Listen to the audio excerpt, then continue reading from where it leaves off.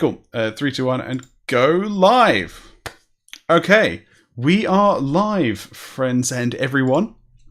We hope. We hope. We believe so. Yep. Let us know if we are or are not. That'd be good to know.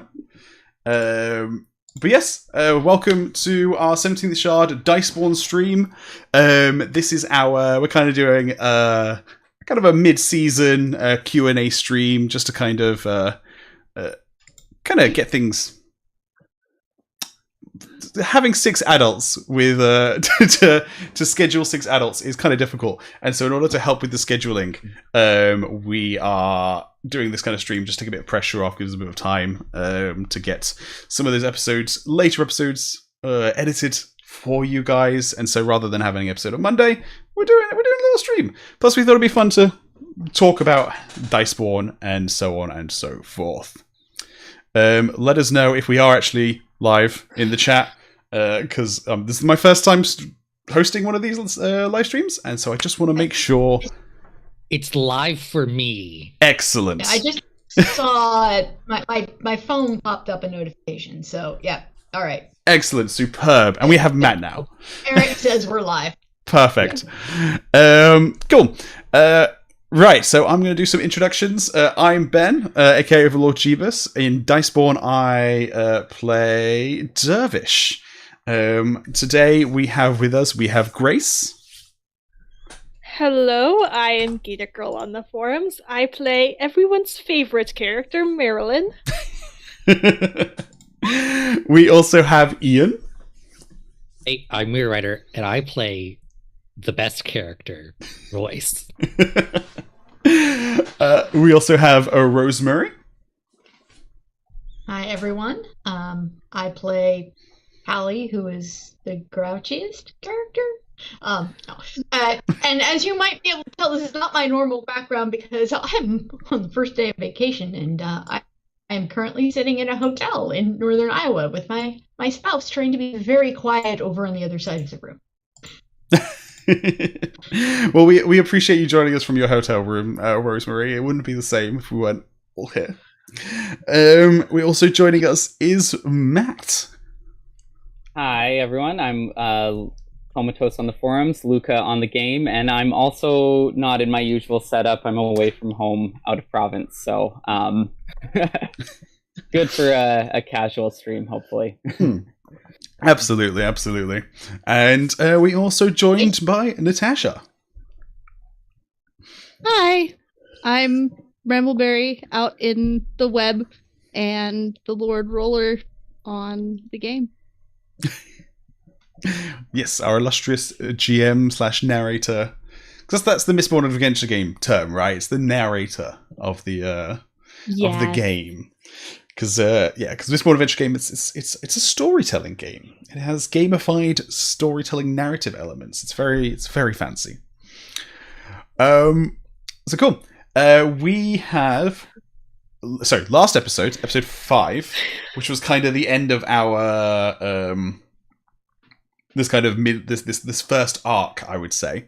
I asked you guys to put some questions in the comments of that video, and you guys gave us like a buttload of comments, and so we have a bunch of questions that we're just going to go through during this live stream. And as we go through them, we're just going to answer some questions, and if questions pop up in the chat, we can answer those too.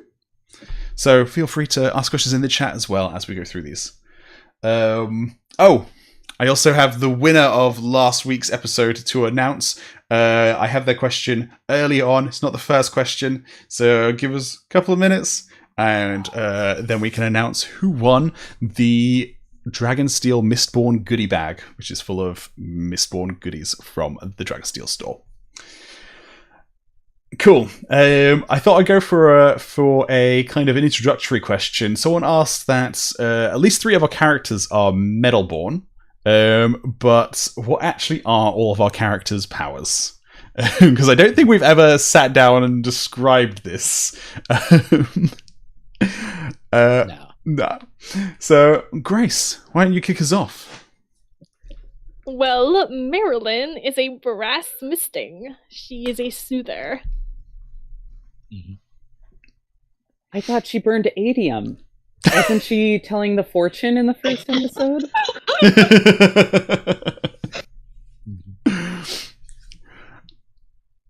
I mean, Marilyn burns whatever metal she wants to burn. Whatever's convenient at that time. Yes, whatever. She's not a Mistborn. That is not what I meant by that. After I said it, how that could come off. Is that She's a brass mystic who likes to embellish the truth about things, and so embellish. Yes. Oh man, I was gonna say, did you just give away one of your character's secrets just then, Grace? No. This question was also from MMC Fall 88. Forgot to mention I have who asked these questions as well. Ian, do you want to tell us about Royce? So Royce is twinborn. He is a tin eye archivist, so it's tin allomancy and copper fruitamy. Because knowledge. And I like it. Because you're the information acquisition guy. So yeah, information acquisition.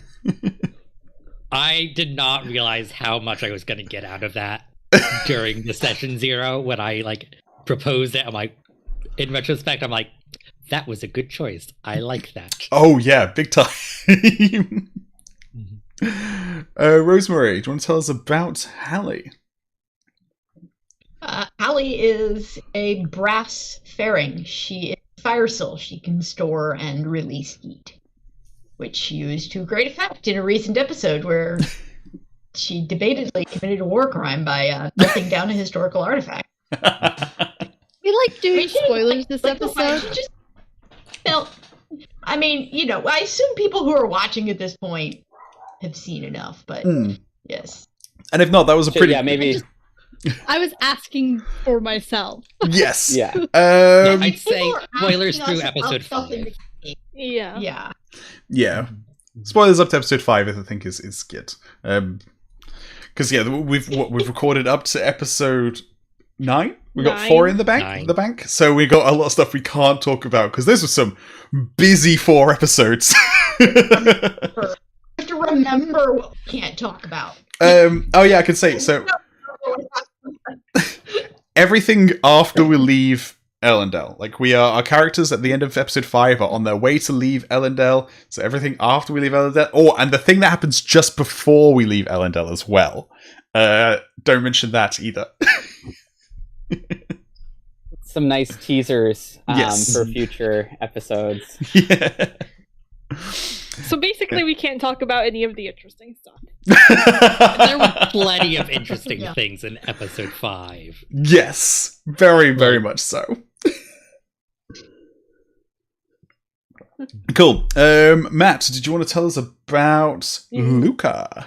Yeah, Luca is a oracle or an electrum misting. I always get augur, oracle, seer. They're all synonyms, so it's a little confusing, but that's the electrum misting one. So that's what Luca does. Nice. He can see his own future, briefly. Yes. And I am playing a Koloss-blooded gentleman, so I don't have any metal-born powers. I'm just big, strong, not that it's helped us at all.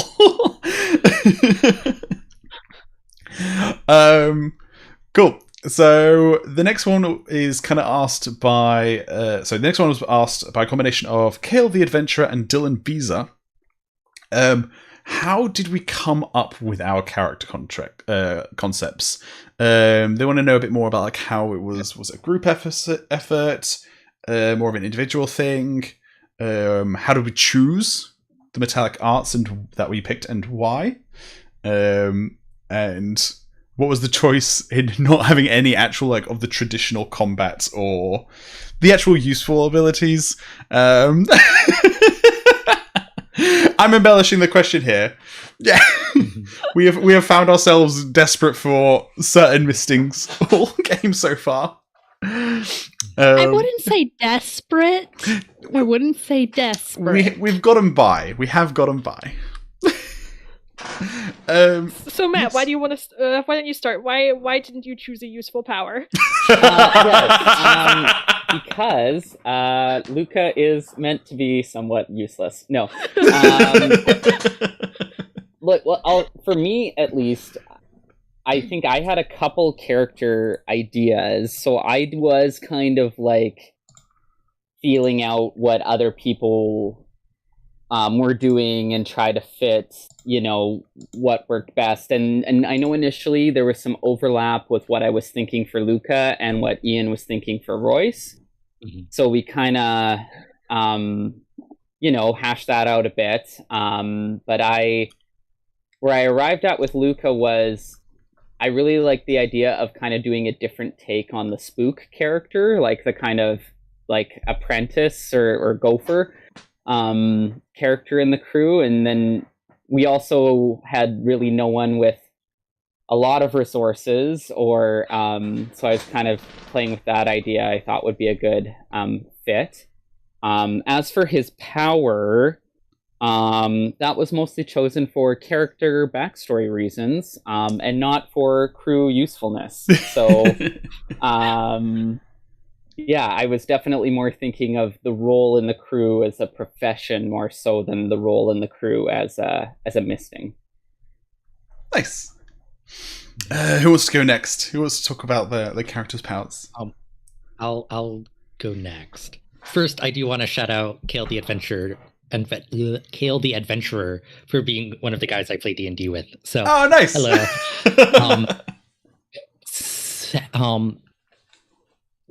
But we had been kind of keeping our character concepts secret, so that when we did our session 0, we could kind of reveal it.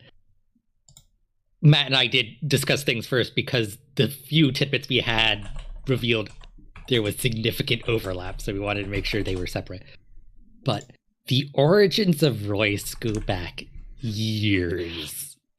Because I think this is a question later on, but we've been wanting to do a show like this for a very long time. So it's like, Royce started as a smoker in Era 1. And then when we decided we were going to do Era 2 for this show, it was like, I started updating that character, which I don't want to reveal too much about in case we go back and do Era 1 things, because I'm probably going to play Royce's ancestor.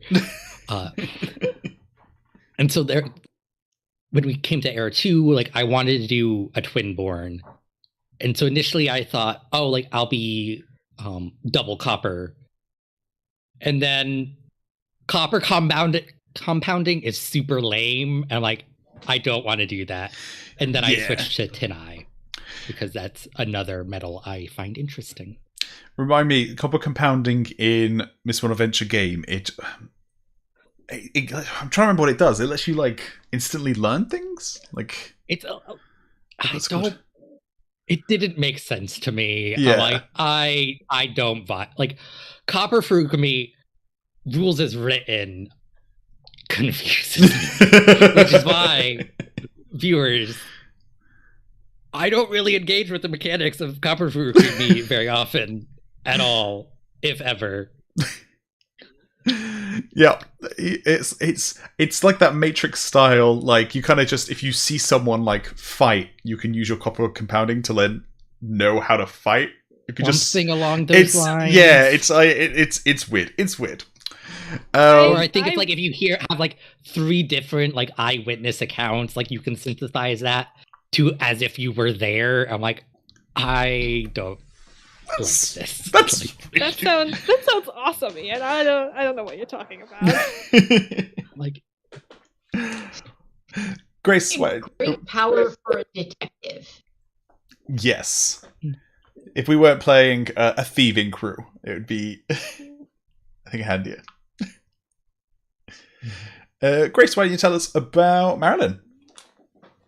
Yeah, so for Marilyn, I had a pretty clear idea that I wanted to play like a grifter type character.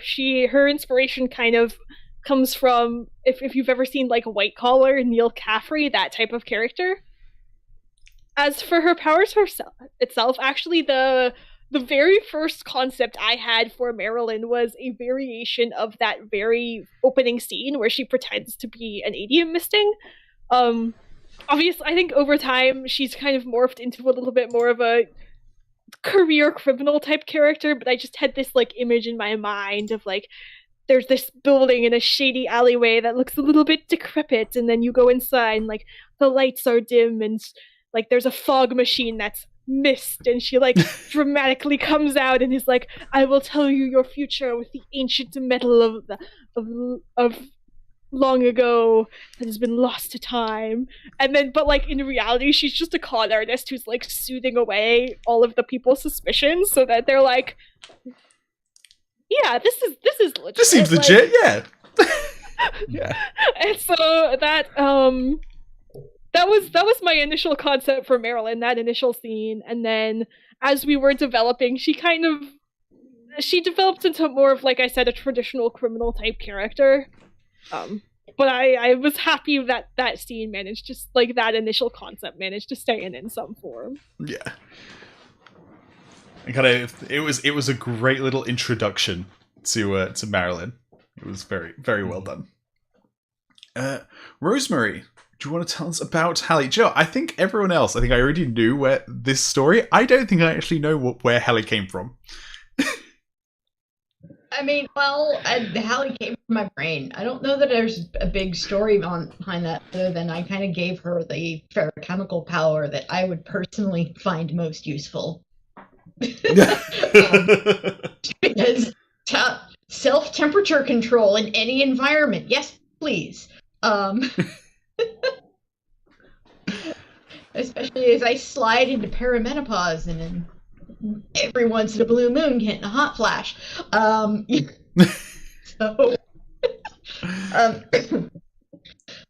I wanted to have, I thought we needed to have the person who could, open little locks and crack into the things, and sort of built Hallie around that idea. She, was trained as a mechanic, and then she sort of turned herself into a safe cracker because of her tragic past.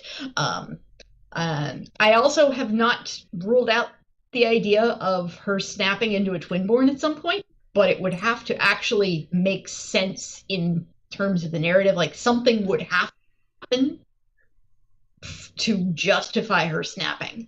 Yeah. So there are a number of allomantic powers that could be very, very useful and interesting with her. And if it does wind up happening, I might just list them, assign them each number, and roll a die to figure out which one it is.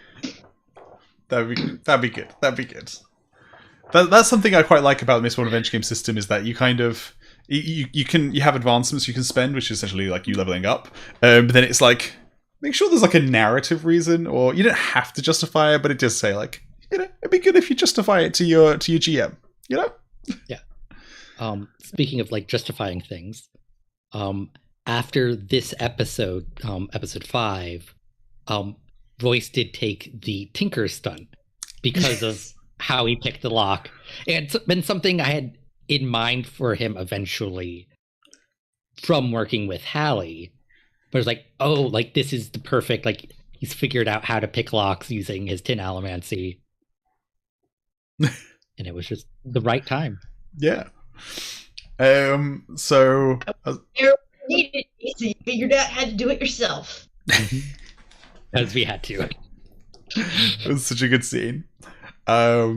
It's like how I took the rapid healing stunt after I got knocked out during the heist, because I was like, oh, you heal 1 health a day in Mistborn Adventure game, and I had 10 health and I went down to 0, so I was like, I'm going to take rapid healing, which improves it to 2 health a day. So it's twice as good, but still 5 days before I'm back up to full health. So for Dervish, luckily I will generally give you that time. Yes, and then you gave us that time. You were like, oh yeah, it's like 4 days till you guys leave, and I'm like, yes.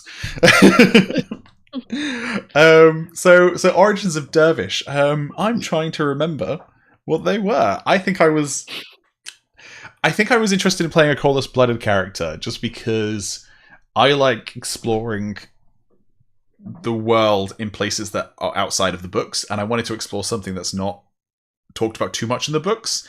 And the Colorless Blooded, we have had like one Colorless Blooded character, and he's like the henchman for like the villains gang, you know. And I was like, I'm sorry, Ben, are you discounting that valuable Allomancer Jack lore? I was gonna bring up the Allomancer Jack.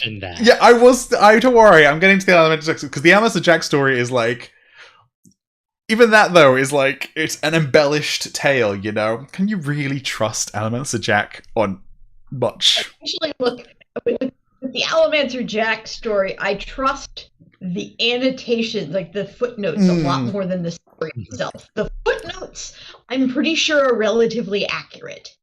Everything else is pure creme. Yeah. And so I wanted to just explore, hey, we have like this whole race of people who in a previous age were essentially like bioweapons, you know, and they've been we've been given this kind of mystery of, oh, they aren't like they used to be. You now just have normal people who are descended from those monsters of the past. And so I kind of wanted to explore not just the what is it like to be one of those people, but also I actually have done a bunch of like culture and mythos stuff around like the Colossus Blooded clans and stuff in the Roughs. Which we have been able to dabble into a little bit here and there in coming episodes, and so I've just been really enjoying exploring this, not just in the game, but just exploring it like mentally. You know, just writing loads of stuff in my head for him. Well, yeah. Cool. I'm gonna go on to the next question, and this next question was actually asked by the person who won the Mistborn Adventure game goodie bag, who I have seen is in the chat right now and is actually watching us right now. So congratulations to Tellingdwar. You have won the Mistborn goodie bag from Dragonsteel. If you could send me an email at 17thshard at 17thshard@gmail.com if you want to send us an email to that address. And then I can get around to organising getting that sent out to you. So yeah, congratulations, Tellingwa. Your question was, what is one aspect of yourself that you share with your character, and what is one way that you're completely different to your character? Does anyone want to go first with this one? Because this one's actually really difficult. I can go. Go for it. So Luca is actually, he's very different from me in some ways, but I don't have a ton of role-playing experience, but from the role-playing characters I have done, he's probably the most similar to me in certain ways. Like definitely the class clown vibes is a bit me, and Luca's kind of like that. I also incorporated in, as everyone who I record with probably has graciously and forgivingly noted, I tend to run late, as does Luca. So yeah, and I kind of gave him I also have ADHD, and I haven't like made that explicit or like really worked out whether or not Luca does as well, but I think I've definitely worked in some ADHD tendencies in him that I relate to. Yeah, that's nice. I'm not quite as dramatic though as Luca is. His emotional state is a little more crazy than mine is. A little more exaggerated in his heads, you know. I do want to disagree with something Matt just said. Mr. I don't have much experience role-playing, as if you don't consistently knock it out of the park with every character you play. I mean, I haven't role-played that many different characters. Okay. That's maybe a better way of phrasing it. Because we started playing that first tester game where I was like, and we started playing it, and I was like, oh, Matt was definitely a theater kid. I'm like, this is. I'm like, oh yeah, no, this guy's done it before. This guy's done this before. and so, for example, my test game character was very different from me.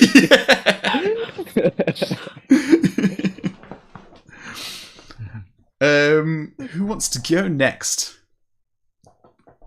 I'll go. Go for it. Yeah. You go. Yeah. Okay. So Hallie, I think I just sort of inadvertently gave her my sass because I'm apparently not capable of restraining myself. So the grumpy little safecracker is definitely has some of that, and you'll see as she develops sorts of pain how that takes out, but she just this little bundle. Spoilers. I think and like Matt, I am ADHD. However, unlike Matt, I am not working that into my character because I feel like the stuff that Hallie has done and the stuff that she has made herself learn, ADHD would not be conducive to her being in the state that she is right now. So it's just not a thing that works for her. Nice. Ian. For me, because I saw this question and I spent a lot of time thinking about it. And I came to the realization that the main things that are different between myself and Royce are all very external things, like his family situation or the fact that he has magic powers. So, yeah, Royce and I are very, very, very similar, as I've come to realize over like the past week. You explicitly told me that there was something different. I don't know if you want to talk about that on stream. Yes, that I'm not. There is something, which is something Grace picked out, which was a aspect of the character I did not realize, but in retrospect is super obvious. That is very different from myself. But it's kind of spoilery. It is spoilery. It will probably get dealt with later on. We've been keeping this secret from the rest of the people in the call as well. So. Yes, I remember you guys mentioning. Driving us crazy. Yeah, you guys mentioned this in the chat. It kind of got mentioned during the last episode. A little bit, but yeah, Royce acts a lot like how I act at work, not among friends. So, yeah, very reserved, not talkative. Which is funny because so far that is kind of how Royce has presented that this is just work and these aren't necessarily friends. Is at least the official story. So that's interesting. Yep. Like I said, Royce is basically just me. Grace. So I feel like Marilyn is very different from me. She's really good with people. She, is charming and has like that hint of like meanness. So one thing about me is that I really enjoy like role-playing characters that have just like a little bit of like condescension and haughtiness to them. Even if it doesn't always come out, I enjoy it, and I think I like do well at playing characters that are a little bit like, I'm better than you and I know it and I'm looked down on you because of it. But I like to think I'm not like that in real life. You know, and I also, maybe have very different upbringing from Marilyn. Like she's from a rough background and had like a bad home life, and that doesn't apply to me. I don't know. I feel like it's something that maybe people who know me might be able to pick out things that Marilyn does or is like character traits about her that I share, but I don't know. I kind of struggle too. Okay. I wanna throw this over to Natasha as well. I want to say which NPC character shares an attribute of yourself, do you think? And while if you want me to a moment to think, I can answer myself while you think. Yeah, please do. Yes. Yeah, there's so many. We have one character to think of, and she has quite a few at this point. Quite a few, yeah. So for Dervish, I think I intentionally made someone, because this is my first time like role playing in something like this, like with an audience. I wanted to make sure it was nothing too far from myself. So he's kind of that desire to like help people, I like to think, comes from something that I have. And so that's what I see as is kind of our main link. Something I don't share with him, probably the murder stuff. Like that's probably like I think that's the main one. I can just say things like that when I'm trying to take a drink back. The murder stuff. I don't share that with Dervish, you know. So I'd say that one. Put that on a t-shirt. Is that what someone with murder stuff would say, though? I don't know, you know. Cool. Natasha, which character? See, like, I don't know, because I'm trying to think, like, because the characters that you've actually been with are the ones that, like, it's, like, spoilery, right? Yeah. Like, they develop further along. I was going to say, in the first few episodes, it's just mostly, like, NPCs we don't see much of. You mean you're not just Adine in your personal life? You know, yeah, like, slightly, like, devious and constantly expecting everything from everyone and will judge you mercilessly. No, I think I'm gonna pull one of Ghost's character traits. And this is probably it's not like a big character trait of mine, but I like to have attention but not ask for attention. And yes. I feel like that's a key trait of Ghost, is that he likes to have attention but not ask for attention. Okay. I like that. That's a good answer. Cool. Next one is a quick one. This is just, do we have a specific schedule? Like, do we have a specific day, or do we just do it whenever we can?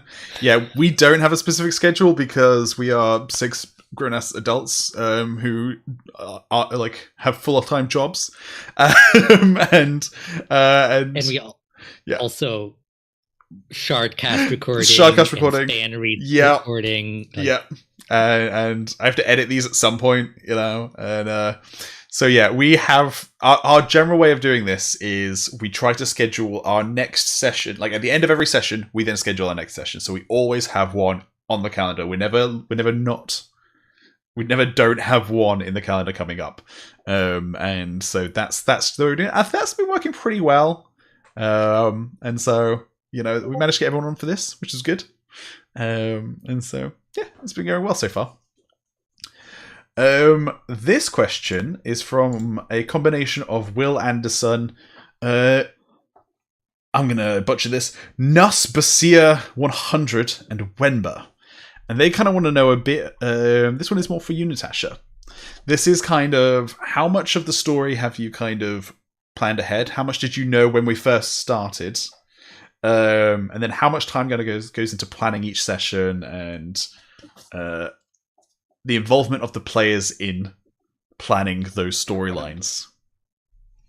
Oh, goodness. Yeah. So that's a really big question. So I'm sorry if I talk for half a moment. That's cool. So going into this, I didn't know a ton about what I was going to be doing. I had a few ideas. Most of them were scrapped. One of them, and I'll throw out one of them. Yes, please. This is because they got scrapped by your character ideas, not by like your decisions in character. It was just that it just didn't fit. So one of my ideas was to have a copycat killer, based on the forgot what his name was. The guy at the very first book in Era. Bloody Tan. Yes. And to do a copycat killer who actually controls the bodies like puppets, because of the metal inside of them. That would have been cool. So like, just string them up like puppets and do like this really cool undead kind of bent. But obviously, because you guys weren't going super far out in the roughs, I was like, okay, I'm gonna scrap that idea because that's where that would kind of take place. Anyway, so that's where like my mind immediately went. I was like, copycat killer, this would be so cool. But when I got everyone's character backstories and stuff, that's when I really started getting ideas, and I was like, okay, so what are some bigger factions that I could have involved? What are some cool things that I could bring in just, from out of nowhere? And so there's some stuff that this group hasn't even gone into that I have planned, which is cool, that we're starting to allude to now in episode 9. But they'll find out some of it in episode 10, so that'll come. But the plate, and you guys finding the plate and that being your first job was planned from pretty early on. As soon as I decided kind of the main plot line, the main arc of the season, I was like, okay, I want to have them find, one of the lost plates, and have some goodies. And that was also because I knew Ian had specifically requested, in our prep, that 1, we see some Khandra, and 2, that Harmony get involved, but not like so involved that we like see him, if that makes sense. Like, so I was like, okay, I can do that. Let's get some really good stuff in here. So obviously I do have in episode 5, right? Where the Khandra that's where that thing happens. Yeah. Yeah, where the Khandra shows up to drop the coin. Yes. Right? Yeah. I'm just putting this together, yeah. Like, I was really baffled by I knew it was like a Khandra or something, right? Or someone we know maybe, but yeah. Yeah. I mean, it's obviously a Khandra because that's why you're dropping that's why it's a coin. That's why a dog dropped a coin. Yeah. That's why a dog dropped a coin in front of a door. Anyway. It's alright, Matt's got baby brain, it's okay, Yeah. And then one of the questions also that I wanted to mention up here is someone had asked, what's a role that was made that what was a role that had been made or not made, and how would it have altered things had it been, made earlier on or whatever. And there was a spirits roll actually on the night that you guys were out pulling off the heist, where you were stealing the plate. And there was actually, I don't know if you saw it briefly, but there was actually a wolfhound that was out and about on the college campus. Yes. I think I rolled just high enough to see it, but yeah. Yeah, so there was that little foreshadowing. But I was also setting up so that if at any point in time I could have that drop. And so there were a couple of those rolls where it's like, if Ian had made a roll that was a little bit better, he could have gotten that coin a little bit earlier. And I was not disappointed though when he got it, when Royce ended up getting it. It was good. I do like how that's kind of what spirits rolls are. They are just, if you pass this, something happens, like and if you don't, it's like luck, and if you don't, just nothing happens. I mean, that's just kind of how I've been using it. Yeah.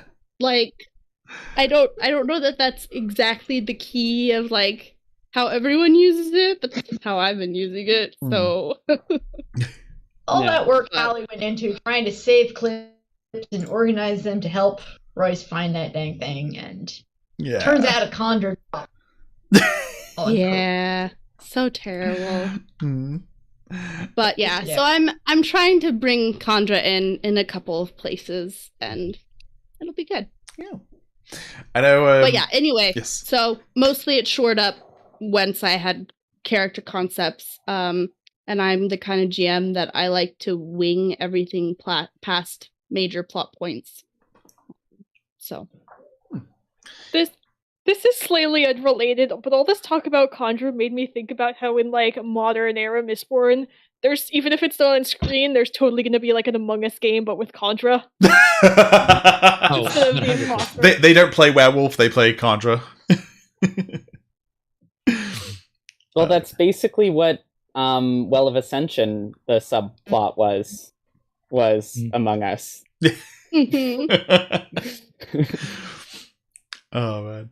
I was gonna say, so the other part of that question, which I think can kind of go to everyone, which is kind of how much involvement did we have in planning like the storylines around our families? I know for Dervish, I just kind of gave Natasha Dervish's life so far. Here's what's happened to him. Here are the people involved.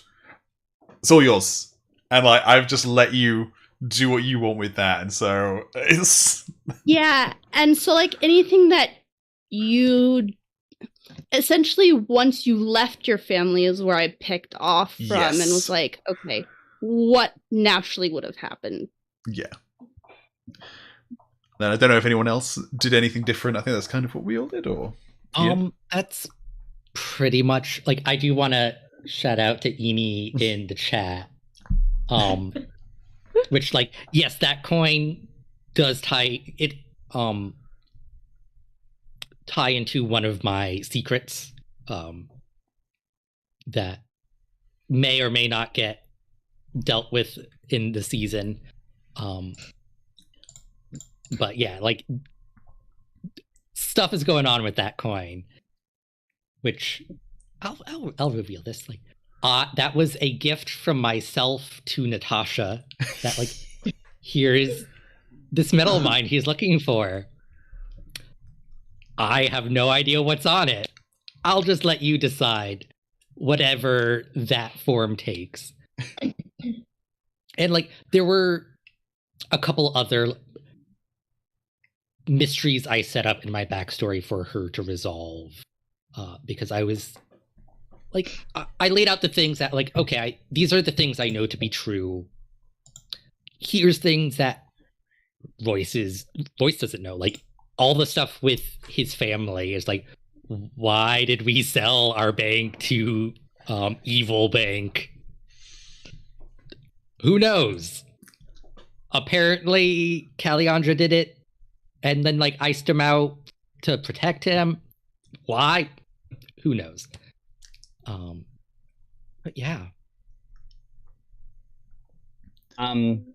I'll say one of the things I was wanting to explore with Luca a bit is intergenerational family dynamics, like how one generation can inform the next and then the next that.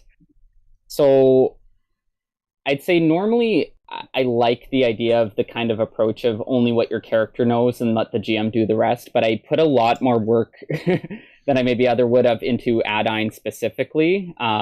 So I'm very grateful for Natasha taking all that and doing so well with it. It might have latched on to that like it was candy. Yeah. But yeah, I did a lot. A surprising amount of Luca's backstory document is before Luca is born. Is what I'll say. But yeah, so I did a little more with that, but I did try to include some things where I said, you know, this is maybe what Luca's been told or what might be happening, but you know, leaving it open to Natasha to kind of interpret that in a different way or like respin it. And I think that's also for me, both, you know, I don't want to tread on the DM's territory, but also for me as a player, having some mystery is kind of fun, you know, to say like, I kind of know who this person is or was at one time maybe, but to still leave some room to play with and for me to be surprised is really fun. And it's been really fun watching what Natasha's done with it and seeing it play out. Yeah, see, I feel like compared to the others, I didn't really give Natasha as many like mysteries or plot hooks directly. I think my like what I gave Natasha was very much like these are the relationships that have shaped who Marilyn is. And I just kind of let her do what she wanted with that. I didn't necessarily expect for some of those characters to show up as prominently as they ended up doing. Well, and I think when I approached, because I had to take a different approach with each of you based on what you did give me, and when I approached Marilyn, I came from an approach of closure. Because she had a lot of kind of unresolved relationships where like most of the other characters, it's not unresolved, it's more like they're in the middle of their stories, whereas Marilyn was like towards the end of the story with most of her relationships. You know, like the relationship, you know, with her father, where it's like we've just had this really kind of crappy push and pull our whole lives.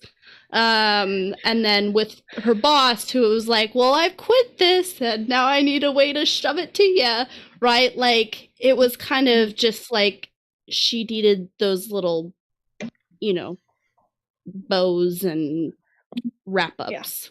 Yeah. And I'm not like mad. I don't make super detailed backstories of everything that has ever happened. There's enough room in Marilyn's past that like for season 2, like if we do a season 2 with these same characters, I could always add stuff. And like I even already have started thinking of like, well, I kind of know where her season 1 arc is going to end, and I have some ideas already of like how her season 2 arc could build on that. Nice. I haven't gone on this one yet. Yeah. So yeah, Hallie, you know, I had the basics of her backstory sketched out, and then when we did our session 0, there was a lot that Natasha did with us that you know, built specific backstory pieces and built connections to other characters. And one of Hallie's big issues is that she has been trying to not form emotional connections with the crew because that's the whole grumpiness thing, and she has not been entirely successful with that. And some of the stuff that we built in the session 0, like she commiserates a lot with Dervish because, you know, they're both, you know, grouchy, but she's needing that connection. And there are also emotional connections from her to Royce that you really haven't seen on screen yet much, but you will.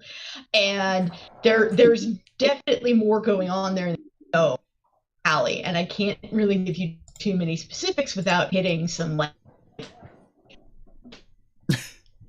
spoilers, super spoilers, and I don't want to deprive you of the joy of seeing that stuff unfold on screen. Hallie has to have a little bit of... Yeah, we did a lot in Hallie has to have an emotional renaissance before she can, like, really express all of those connections. Cool. Next one, nice quick one. I've like mixed these in. I mixed them like, everyone's with quick ones, which was, have we considered guest players? We have, although what I've considered is I've spoken to some of the 17 Shard people. We had a lot more people on staff who were interested in this than could play in it realistically. And so I think for these 12 episodes, I don't think we're not gonna have that, but maybe potentially in the future, especially if we do like one shots between major seasons.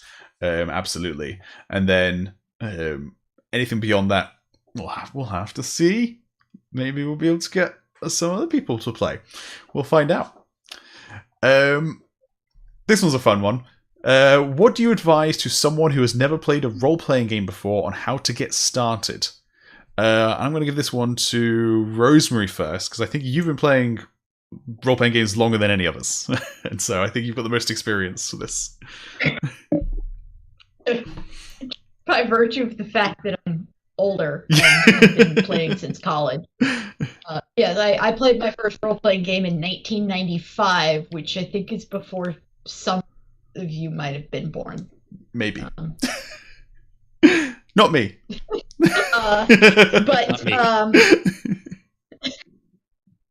on how to get started with this game specifically, I mean, one of the things about this game is once you learn, the mechanics aren't nearly as complex as you see in other games, which I think is some of what threw us at first, because we're expecting like a lot of, okay, this is what you do. No, it's all D6s. You just get pairs. That's it. But how does this? Oh, it's so simple, and we kept trying to overcomplicate it at first, I think. Yeah. Until you get into conflicts. I think it is conflicts. For some reason, we've been just completely ignoring the conflict rules because they're long, painful, and slow, and yeah, it would take forever to get through a conflict on screen, and that would be very boring for all of you who are watching. And we just don't want to bog you down with that, so we streamlined them out of existence, sort of. But I mean, it helps to have an idea of the world. However, it also helps to understand that the MAG, in its need to codify things into semi-balanced rules, did some really interesting decision making on how some of these powers work. Yes. And what we did really to get ourselves warmed up was that we had a test session where we made different characters. We did it like in 1 or 2 sessions. It was 2 sessions. Yeah. Yeah, it was 2 sessions. We didn't record. We just worked out the kinks before any of you had to watch us. Also, this question was asked by Jürgen S, and I've also just realized it was, what if someone has, how do you get into role-playing if you've never done it before? Not role-playing games. But that's okay. We've answered 2 questions there. Looking at the acting point of view, I don't know. I just sort of did it, and I'm not sure I'm actually good at it, but I'm doing it. I think you've been doing pretty well. Honestly, my advice for that is I have a long commute to work, and I talk to myself a bunch, and I do a bunch of character voices, and I spend a lot of time thinking to myself about characters, and that's how I get into role-playing before a session. Yeah, I've just always thought through scenes in my head. So it's like if I'm reading a book, like I'll imagine like, okay, like here's like how I would take it and like have conversations between characters in my head in the shower. I probably seem crazy if anybody saw me. I'm glad I live alone. Oh yeah, I look like an absolute madman in my car sometimes. But like, I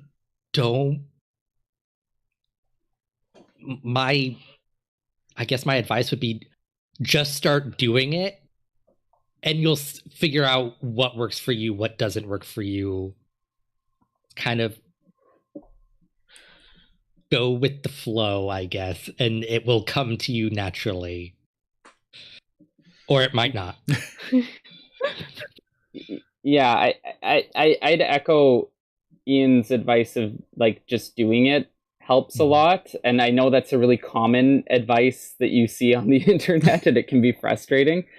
But like I got into talking specifically role-playing games. Like obviously you can role-play, you can do improv, you can do like role-playing in lots of different ways. But for games, I started listening to a podcast that a former 17th Shard member, staff member, K-Chan, was doing using the what system was that? I forget. But anyway, it was partially based on a text-based RP that I had done with them way back in the day. And so that's why I started listening to it. And then I was like, man, these role-playing games are cool. And then I caught up on their backlog. And then I was like, well, I need to listen to some others. And then, of course, you Google like live play, role play, and you get Critical Role. Yeah. So then I, started listening. And then I definitely had that, I want to do this. And like starting to just find some groups either with friends from online, or I played a couple games through people I just met through Roll20 that weren't super long lived but were good experience. And don't put so much pressure that your first campaign or whatever has to be like your forever campaign. It's fine to like try one out, and if it doesn't work out, that might suck and it might that's too bad, but I think getting out there and trying it is a good way to do it. Yeah, advice I would give if you've never role-played before is, one, like, you can always start with a character who's like broody and quiet and just not talk much if you're not comfortable. And then maybe as the campaign goes on, like, your character develops and they develop friendships and you're able to kind of come out of your shell more. Also, another thing I like to do is find specific traits or things that I feel I am good at and playing with those in my characters in some way. So, like I talked about earlier, I enjoy and kind of feel like I am good at playing characters that are a little bit haughty. And so, like, that comes out in Marilyn in some ways, but then I also have another character who's like a noblewoman. She's a super nice person, super sweet, but like in those moments of like when people wrong her, I can pull that out and be like, do you know who you're talking to? And that's something that I feel like it's comfortable, but she and Marilyn are still very different characters. Nice. Or even like another thing that I don't know how much this is roleplay, but like I find that I am good at, like, in TTRPGs, figuring out character motivations of like NPCs and who we can trust. And so I tend to enjoy playing characters who are either really good at that or characters who are really bad at that. So I do my like actual reading of the character and then play into it in a way of like, this character I am playing is hilariously wrong about it. And so I think just finding your strengths and then being able to play with those in different ways as you play different characters can be really fun and really helpful, while like expanding the types of characters you're playing without fully feeling out of your comfort zone. Mm-hmm. Natasha, any words? Yeah, absolutely. Yeah. So one, anytime you learn anything, you're gonna look stupid at first. Role playing is one of those things where you look really stupid no matter how long you've been doing it, and you're gonna feel that way. So just lean into that. Keep going. Yeah. Number two, like Granny says, you can play someone who's really quiet, something that you're good at, or just play yourself in that like place and that time. That's totally okay for your first few characters. Please do that. Please lean into it. Please don't try and challenge yourself the first few times. You will likely end up not having any fun. I'm not going to say you won't have any fun, but I've run into a lot of players who are like, I tried to really challenge myself by, playing, the opposite gender and someone who's totally not like me and someone who, and they end up going, I wish I'd just played someone who was more like me so that I could get used to the rhythm of things. So it's okay to just kind of step your little baby toe in there the first couple of times.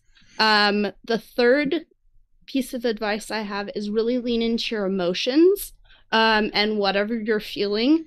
I don't think that I've done it yet, but I totally cry in one of these episodes later on. Yes. I think they nearly got tears out of me during that moment. I remember that. And I am so, I both felt really bad and really happy at that moment because, again, you will always feel stupid role-playing, and so you will feel really stupid when you cry because it's really weird. Feeling an emotion that isn't even yours. But just really lean into it and lean into those emotions because the emotions are what role playing is. It's really just letting that character inhabit your body for a moment. And my final piece of advice is I'm totally gonna shill my GM self and say, you can hire a professional GM and I will not judge you one bit. I will help you build your character, help you flesh them out.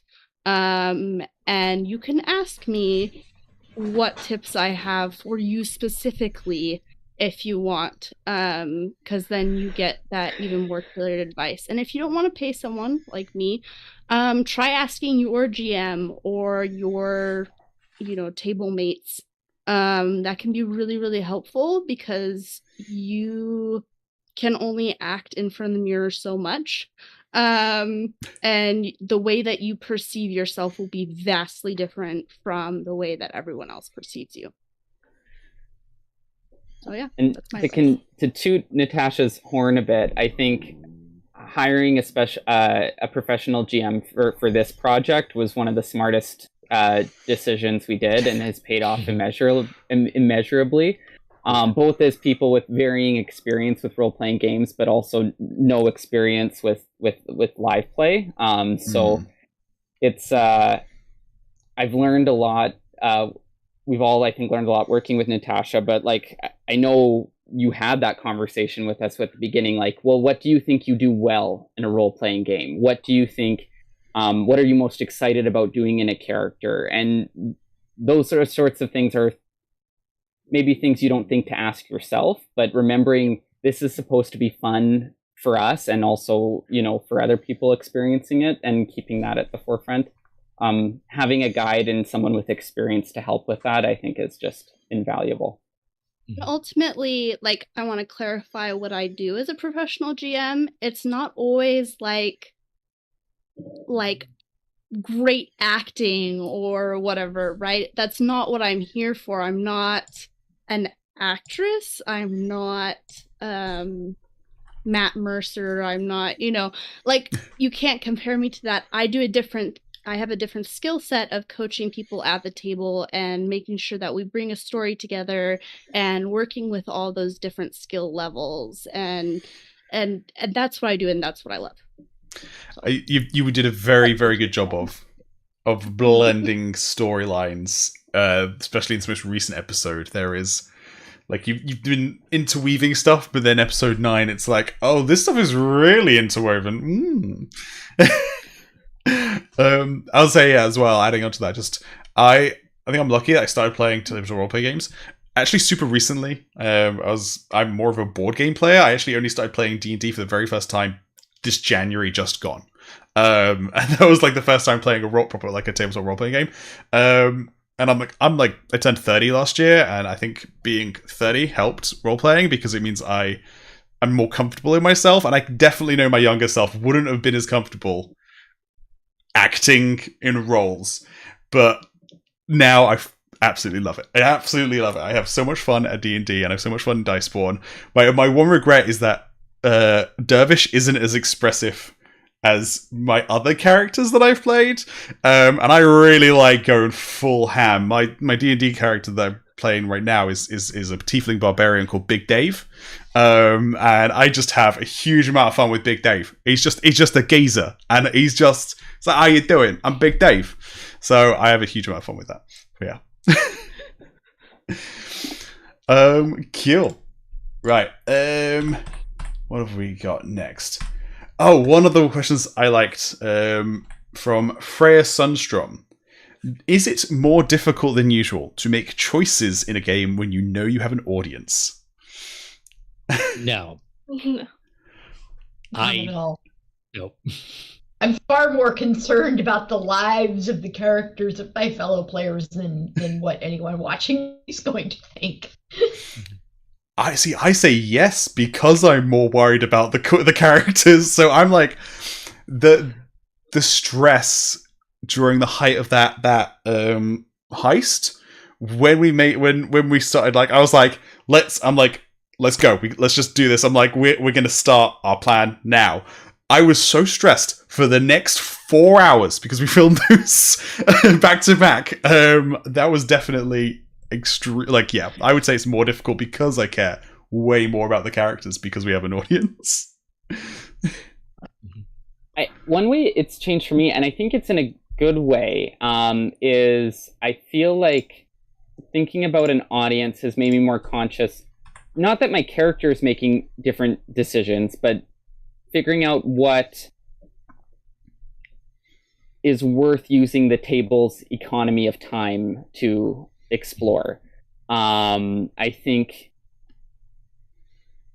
that's made me more conscious of that. So even if my character's still making that same decision or thinking that same thing off screen, being more intentional about, okay, what, we have, 5 players here, and there's only so much time. So, what do I want to use my portion of that for?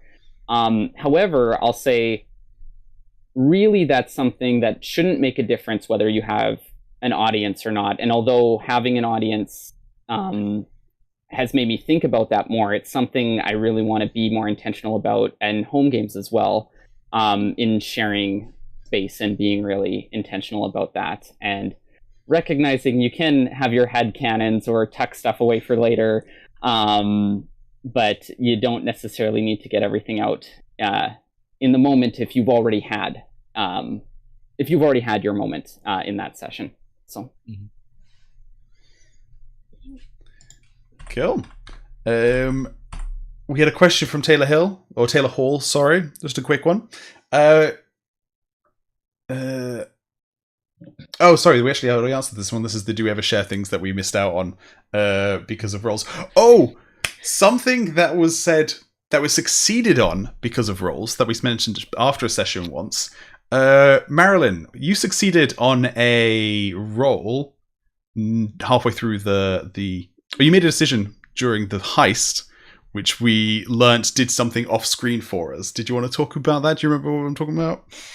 Yes, I do remember that decision. So, when we were doing the heist, we had the plate of poisoned food, and so there had been a character, a serving woman, previously on the session, who had basically expressed to Marilyn that she had a crush on Al, who Marilyn does not like. And so, being petty, I was like, well, I'll give this tray to her, so that if we're caught, she'll take the blame, and I don't like this person.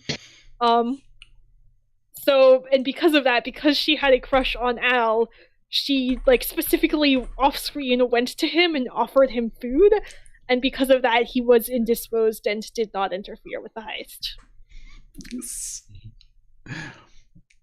That was a good one. That was. Cool. So we've got a few more from Freya Sundstrom. how many of us played together before Diceborn? Which game players have we, and which role-playing games have we played? So the guys who are in the same D&D group, do you guys want to take this one to begin with? I've played a lot of 5th edition. My first campaign started June 2017, and it's still ongoing, which is very uncommon, but I'm very thankful for. Yeah. But next month is actually 2 years of a game that I run for Matt and Grace and a couple other Shardcaster people that I have a lot of fun with, that we don't get to play very often. It's been like once every other month for the last 6 months. But yeah, and there's definitely, having Natasha as a DM, I've definitely learned some things to improve my own game DMing. But I'm also very, very glad that I'm not running Diceborn. That would be where I would be freaking out that this is all recorded, because let me have one character. And I'm just going to take this moment to brag about Ian a little bit. He is a wonderful DM, even if he does like to hurt us, but I mean, Royce likes to hurt us too, so I think that's just an Ian thing and not a DM thing. Royce is not malicious. He does not like hurting people. Ian likes to keep secrets and be mysterious and hurt us with his actions. Yeah. But a good kind of hurt. I'm going to shout out Matt, specifically Matt's backstories, because I've have one of his, and it is also like, ooh, yes, goodies. I will take this and now run with it for my campaign. Compared to me, still hasn't named my parents yet. 2 years in. Yeah. But like Matt's backstory for his character has like section headers. And they're just like all like poetic. It's like sister's mother, baby brother. I just love it. Sticks in my head so much. That will make no sense to anybody. But also, Matt is to blame for everything bad that happens in the campaign. Well, that's from my background with text-based role-playing, which is where I got my start. Specifically, we did an Era 1 Mistborn, the Inquisition, a pretty long-running text-based role-play, and backstory was a really big component of that project. And so, like, I learned so much as a writer just from, and Eric, Chaos from the 17th Shard was a big part of that. Learning from him and K-Chan, Carrie, and some others was, and now I'm like, oh yeah, this is maybe a little overdoing it. So I try to dial it. I know I was playing like a 111-year-old retired obligator, and I did a whole like kind of Pride and Prejudice-y style backstory from her youth that didn't even, like it was like very like, after that I was like, this is too much. I need to start paring these back. In terms of games I've played, the one I was talking about that I was listening to was Open Legend, and I really liked the Open Legend system because it's very customizable. So I actually tried running a game with some friends in person on Open Legend that didn't last too long, but was very fun. And then I've done some D&D, and that's about it. But I'm really enjoying our campaign. For Ian's campaign, I was actually my character to salvage a character who that's one of my favorite backstories I've written, and I was really sad when the campaign I was playing him in ended. And so being able to salvage him for Ian's campaign and keep playing him was really, really cool. So nice. Rosemary, did you want to take this one? Oh goodness, what role-playing games have I played? I've played a lot. I cut my teeth on Vampire the Masquerade. Nice. I played most of the World of Darkness systems in various levels, especially in the old Mush environment where it was all text-based role-playing. And I know this is before most of your time, but people would actually build an entire Mush server with like rooms and descriptions and all these places you could go, like entire cities worth, where you'd have all of the World of Darkness races floating around and interacting with each other and having problems. I also for a while played on a Pern Mush where there was no actual system. You were just freestyle role playing, and I had a dragon, and it's cool. But I've also played Champions, which is it's a very flexible system that's designed for superheroes. You can do literally anything with. I've played Dungeons and Dragons editions 2.5, 3.0, and 5.0. Let's see what else. And in a sort of all-day rolling one-shot, played a homebrew of a game called Don't Rest Your Head that we modified to fit Nat McFeagles from Discworld. And, instead of getting tired and falling over asleep, you get really drunk and fall over, pass out. We wreaked absolute havoc. It was brilliant. That sounds excellent. It's probably not even everything I've done. That's just what I can remember off the top of my head. I was like, ooh, you Grace. Well, if you're gonna continue on Camus thing, I was gonna say something on. I was just gonna say I was trying to decide which one to go first, Natasha or Kamith, because I imagine you both have a lot of RPGs you guys have played before.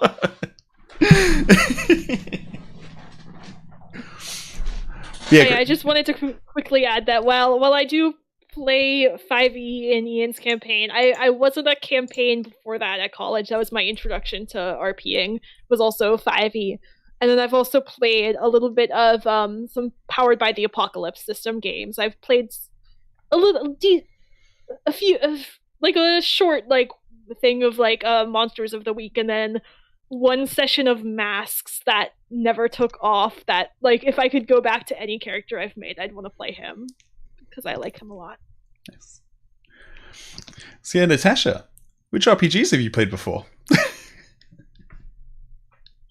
This is a very long answer because I started playing TTRPGs when I was 7, because my dad got me into them, because he wanted someone to play with. And so my first RPG was Traveler, the old box set Traveler, and then I headed into 3.5 D&D, played one session of 4.0 D&D. I've played Pathfinder 1E, Pathfinder 2E, obviously D&D 5E. We've done Monster of the Week, which was already mentioned, which is a Powered by the Apocalypse. Love that underlying system built. Blades in the Dark. Love that. Now I'm just picking ones. I'm like, yay! Sleepaway by Jay Dragon is probably one of my all-time favorite games. It's a belonging outside of belonging game. It's about camp counselors protecting their charges from the Lindworm, which is essentially this huge horrific monster that is wreaking havoc on their camp. And you draw playing cards and pin them to a board and tear them up. It is all sorts of has all the right horror camp vibes. What else do I want to pitch at you? I've played several solo RPGs, which is one of the weirdest RPG genres out there. But one of my favorites is Secrets of the Vibrant Isle and Secrets of the Vibrant Sea, which is you play a character who has landed on an island, and then you go and explore the island and make friends with the inhabitants, but it's like this really magical place. And you have to like be accepted by the island itself in order to stay there, or it boots you off, and it's really super cute and cozy. That sounds like a bunch of like this book, like the Choose Your Own Adventure books, but like it kind of more in depth, but it has more like more RPG mechanics. So like you actually have to like balance the gear that you're carrying and like, you know, make certain rolls of a high enough DC.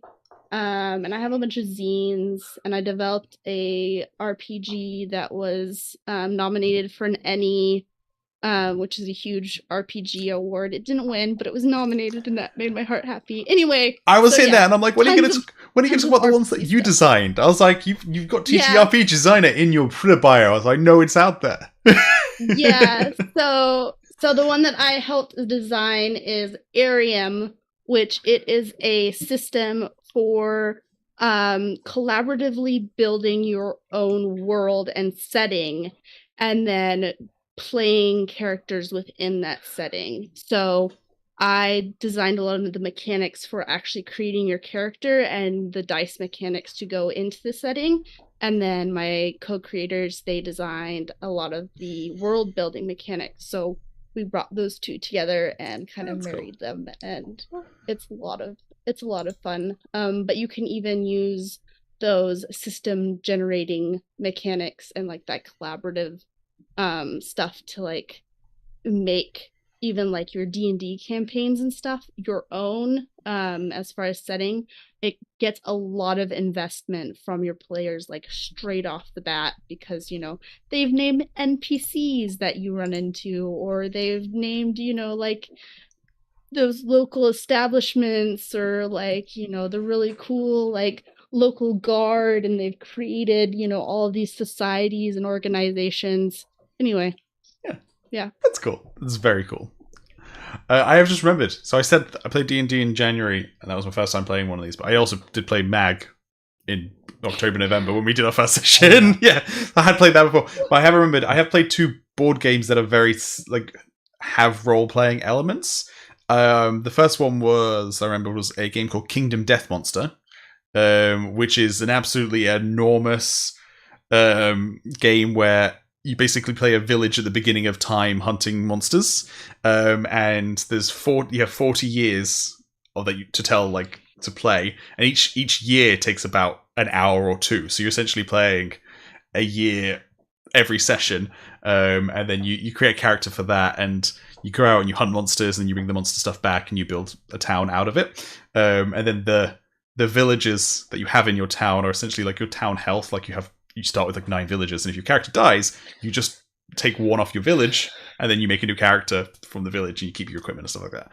And so that's got some fun roleplay stuff in there. And Ian? Well, actually, speaking of Mistborn Adventure Game, yeah, several years ago, you DM'd 2 sessions. Yes, I completely forgot about that as well.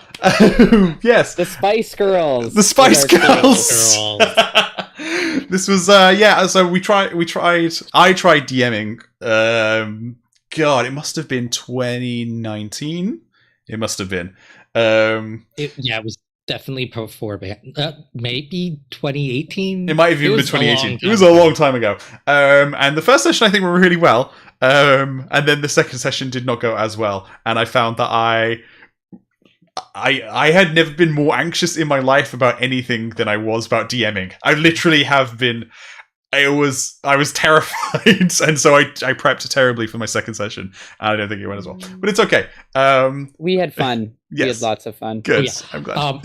I do want to share like my character for that. Yes. I played. Imagine the Dowager Countess of Grantham from Downton Abbey. Dame Maggie Smith as an old lady pewter arm drug queen pin. Yes. I had so much fun. At one point, I did run after a carriage speeding away, jump onto it, and then beat a man almost to death. Yeah. Yep. You definitely did all those things as a very ancient old lady. Pewter arm. It was great. And then Another system I have actually played with is Deathwatch, which is a Warhammer 40,000 kind of middle of between playing with the models and like the RPG stuff, where you play as a single Space Marine squad, and like the players take on like single Space Marines. And obviously there wasn't a huge amount of role playing in that, but what that did have is it did have a lot of that kind of like mystery storytelling behind it, where you have a GM who's running the enemies, and the enemies have cool things going on, and you have to investigate what's going on with your little Space Marines. And like that was fun. I liked Deathwatch. Cool. I think one that we got. So this is the one thing, I think the question we had the most, which was from Matthew McNary, Nick Graybar, the Weed of Wallflowers, and Sophie Hugley, which is, how is Mistborn Adventure game different to other games you've played, and like what are some of the more counterintuitive elements of it? Rolling the highest number on the dice isn't an automatic success. Yeah. I mean, to be fair, there are systems that do that, right? Like technically, so the Pendragon system, one of my favorites, is actually a roll under system. So you're trying to roll under a number, and the better your character is at something, the higher your essentially number is that you need to roll under. So actually rolling a 20 on the die is a failure. Often. But then, if you roll the lowest possible number and it's good, and it's just flipping it over. Then it flips. Yeah. But this one, it's not even a flip, right? It's like 5 is the best roll. And then 6 is a bonus sometimes. I do want to say to our listeners, our viewers, part of why on our dice roller we have the metal symbols is because, like, psychologically we were getting upset at rolling pairs of 6s and not passing. Yes. I could roll 10 6s, and that would be like a 3, because I then, if I spent all of those nudges all at once. And I think that's not even core rules. That's not even core rules. That's a homebrewed rule. After. Yeah. It was like, okay, come on. Yeah. So yeah, if I could roll 10 dice and roll 10 6s and get a 0 and fail miserably at what I was trying to do. Yeah. And it's that's so interesting, because that's not necessarily a flaw in the game design per se, because they just pick a number, right? Yeah. But it's a like, it just shows the emotionality of dice, right? That like, you see, if you're being trained to higher is better, you see a high number, you feel a little betrayed. So it's a really interesting example, I think, of how like game mechanics need to make sense, both like in terms of like how the game works and fits together, but also how your players experience the mechanics emotionally. Intuition, intuition. I think one thing that took me some time, because I like looking at the probability of things. Understanding that like more dice does make it more likely that you will roll higher. Like that's a weird probability curve, and I'm really glad that the Mistborn Adventure game rulebook has a table in the back which has difficulty 1, 2, 3, 4, and 5, and then the percentage how likely it is if you roll 2, 3, 4, 5, 6, 7, 8, 9, 10 dice. Because I'm trying to work out. I'm like, I don't believe that this is actually better. But yeah, it's good that they have that. Yeah, and from a game design perspective, I knew that. But from a GM perspective, I love that as a help and a guide, because I can go, okay, what's the % chance that this would succeed? And then I can be like, okay, this is where I want you to roll based on how many dice I know you're going to have, and what this is how difficult it should be. Like, it gives me a really good gauge. Yeah. How many chances do I need to give this crew to make the spirits roll when half the crew has like 2 spirits? Yeah. I think Royce has the highest spirits. Yeah. But Royce doesn't share information. I share information that is relevant. He deems relevant. I can't remind you about thing because it would be spoilers, but you know the thing that Royce hasn't told Hal or waited to the thing that he knew. Oh yes, yeah. Royce shares the information he thinks is relevant when he thinks it's relevant. When it's dramatic to reveal. It was very relevant at that point, but Hallie might be of the opinion that it was relevant sooner. Cool. This next one is for Natasha. Could you tell us a bit more about your experience as a professional GM? How you started, what you enjoy most about it, any advice you'd give others trying to enter this field? And if you don't mind, I'm going to enter the loo while you answer. So I'll be right back. Yeah. It actually might be nice to have a break in general, unless we can just skedaddle off. But yeah, so my experience in general with being a professional GM. So in, I don't know, like 2018, 2017, I was diagnosed with several chronic illnesses, including migraines, and that kind of impacted my ability to typically work, and go to a 8 to 5 job, and because when you get a migraine, you kind of just want to curl up in a dark hole, and when you're getting at least 2 a week, your employers don't tend to like that, when you're like, peace, I gotta go home.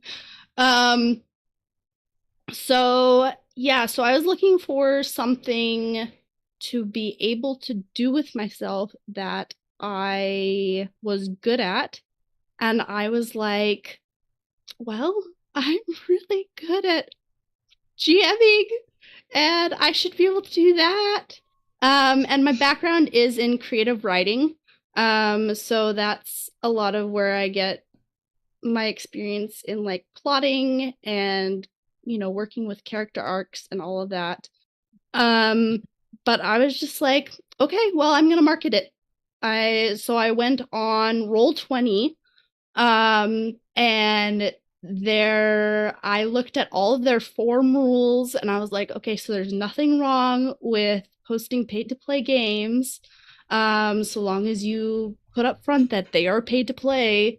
And so I did that, and I was booking out my weeks pretty solidly with that and making pretty decent money.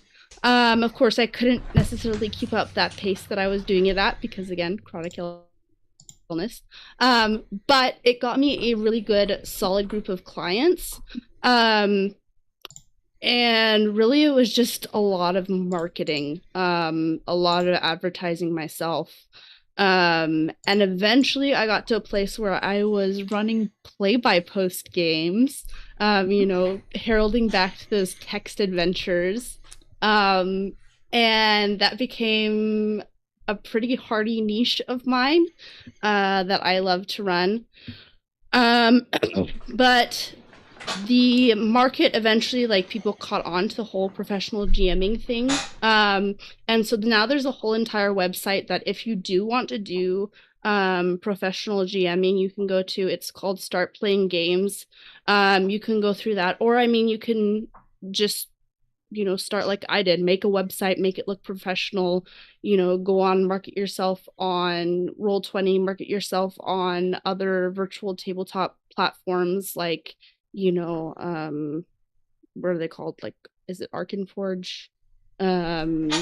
Boundary, there are many other role, right? Like, those tend to have forums of people looking for groups, and becoming well known in the tabletop community is pretty good. Also, like, getting a following on Twitter. That's where a lot of gaming peeps are, is on Twitter. I have a relatively small following in comparison to some people. I'm only at 2,000, where some people that, have been on there are like at 10 to like 16. That's pretty typical of like a really established, I don't know, live streamer, or professional gamer. So I'll get there one day. But as far as how I landed this gig, that's kind of an interesting story, because actually you guys were supposed to be originally playing with Dan Wells. And Yes. Dan Wells, I actually was the one who got him into professional GMing, because I was at a con with him, and it was right close to the beginning of my professional GMing career. And I was like, I'm a professional GM. And Howard Taylor was like, what? And then Dan Wells found me after the fact and was like, are you this professional GM that I've been hearing about? Please tell me about this. Why are you not on panels? So the next year I was on panels and at the same con and had all that stuff. And I became friends with, Howard Taylor and Dan Wells. But yeah, so when Dan Wells couldn't take on this project, he was like, here's the person that got me into it. Yes. And I adored that, and it made me very happy. Yes. We made us very happy as well. You've been amazing. Yeah. Absolutely. But yeah. Cool. Right. What's next? What have we got next? Timothy Chen wanted, have we ever had a serious disagreement while playing this game? Any game in the past. Oh, in a game. Oh, sorry. It says, playing a game in the past. Yes, I'm bad at reading comprehension. Yeah, have we ever had a serious disagreement while playing a game in the past? Like between Characters players? have disagreed, but not between players. Yeah, I don't think between players. Characters do disagree all the time. yeah. Yes. Not in-person games. I have definitely experienced this on back much days. It's a whole lot easier to get into arguments with people when you can't look them in the eye. But in the in-person game, I haven't had out-and-out disagreements that I can remember, but I was playing one online game where I think everyone was really well-meaning, and it was just a matter of the player and dungeon master expectations were different, especially around game attendance or canceling or scheduling conflicts.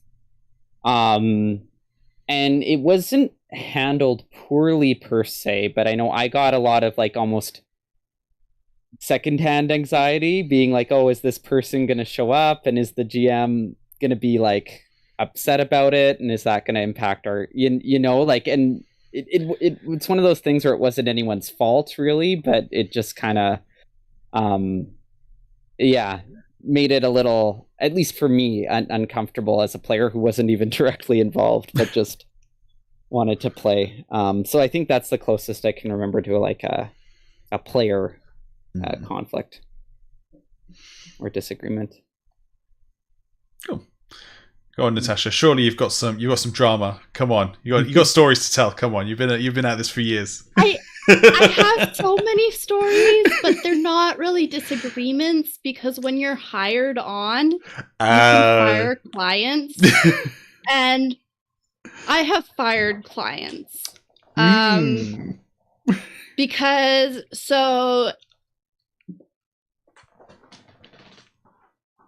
how do I put this tamely? At my table, I like to make sure that everyone is respected and feels safe, and that no one is being triggered by any content that is being brought about, whether it is in-game or out of game or whatever. And I had a player who, while their character was not doing anything obscene or anything, they weren't bringing anything to the actual game itself, they as a player were not keeping it within the realm of PG-13. And I was like, you either stop this or get out. And they're like, okay, well, I will leave. And I was like, okay, I have no problem with that. Yep. But I have had a decent amount of those conversations where it's like I have to lay down the law of you are making people uncomfortable. Bye. Yeah. So it's happened. But yeah, other than that, generally it's just little like rules disagreements, and I say, okay, well, we're gonna play like this, and then at the end of the session we'll look up what the actual rule is, and then we'll play like that from there on out. And that's generally the easiest way I've found to solve that. Yeah, that's a good way of doing that. Cool. Next one is asked by Chili Nanoki. Other than Roshar, which I think would be the one that we pick off for this, which other Cosmere world would you want to play an RPG in?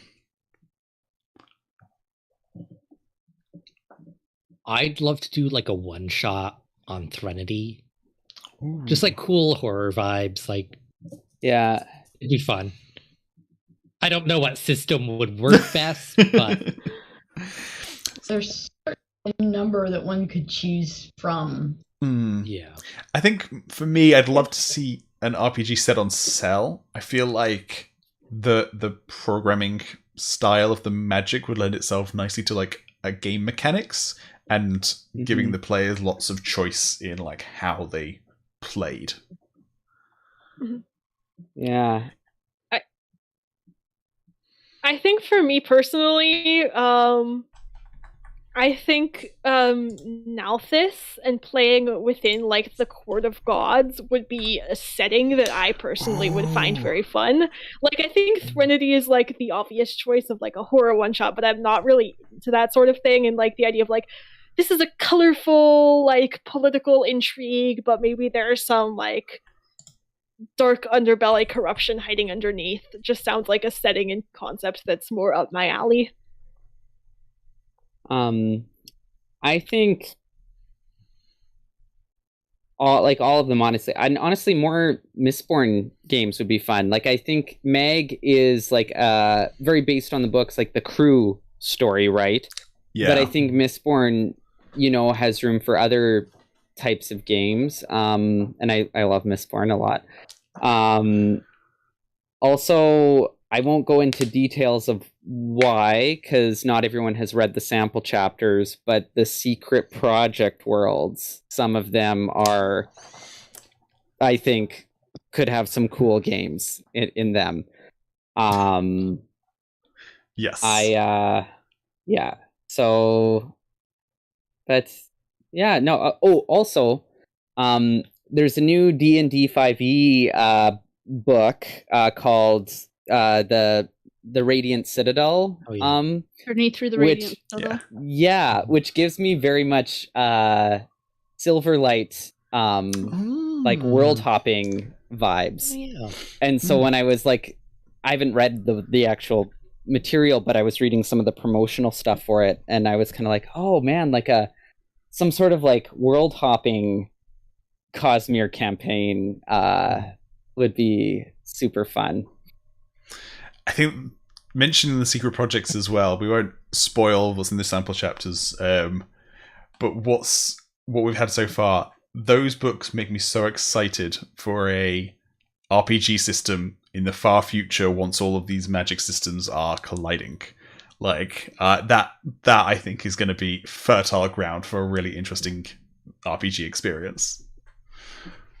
World of Darkness, except all Cosmere. Yeah. Or it's like, is it Rifts that just got over the top in terms of so many different various books that just like... Rift was a great concept with a kind of system. Yeah. So I feel like there's been enough learned about RPGs by now that someone could do it better. But yeah, I just want to play in a world hopping campaign where you're sneaking around all the planets. That would be dangerous. Cool. Next question from our very own Cheyenne Sadai. What would you recommend for anyone who wants to play Mistborn Adventure game in the future? We kind of touched on this earlier, but pick up some of the Mistborn dice that have the symbol instead of the 6, because Yeah, it will make rolling sixes feel a lot better. If you want one of those, you Not can go. devastating. No, and if you want one of those for free, you can go to mistborngames.com and spend more than $20 and use the code 17MVDice and get a free set of Mistborn dice. Look at that! Look at that promo! Woo! Yeah, worked in supernaturally. Yeah. I'd say the biggest thing is it's easy, I think, to start over relying on like one favored trait, and to continually not naming any names. But it applies. I've been talking about myself too.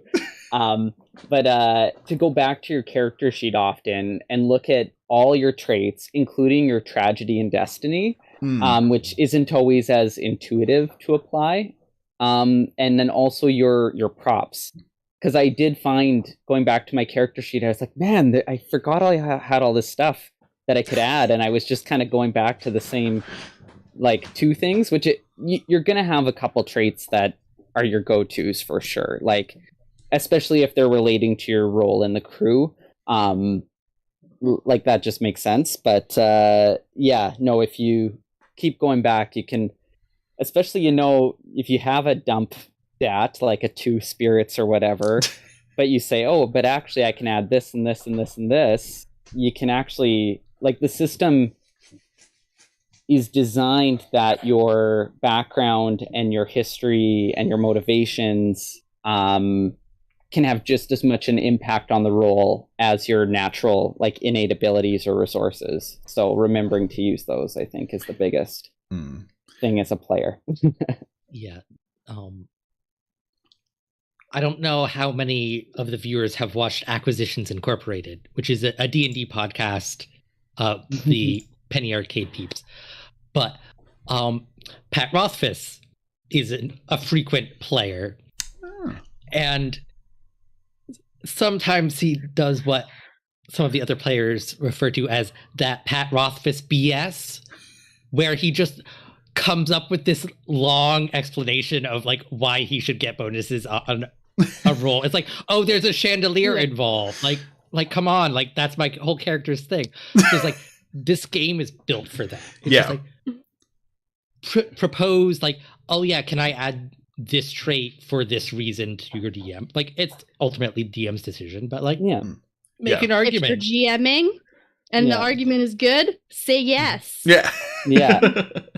Well, and I think having trust that you have a good GM, that you're able to, like, I'd say if you're in a situation where your GM appears to be getting annoyed about you kind of begging for dice, as long as you're being reasonable, a little bit, they should be game to play it, and but also not afraid to say no if you're stretching it, and then moving on, right? So it definitely is a system that I think rewards and encourages begging for dice. Yes. And I guess my advice is like, there's a lot of dumb stuff in MAG. Like if you read some power thing and you're like, I think that shape-shifting by storing calories is dumb, and you're like, here's a more plausible thing that gets the same mechanic result. Like, don't be afraid to homebrew the explanations a little bit to make the magic more in line with what you think is like makes sense for the world.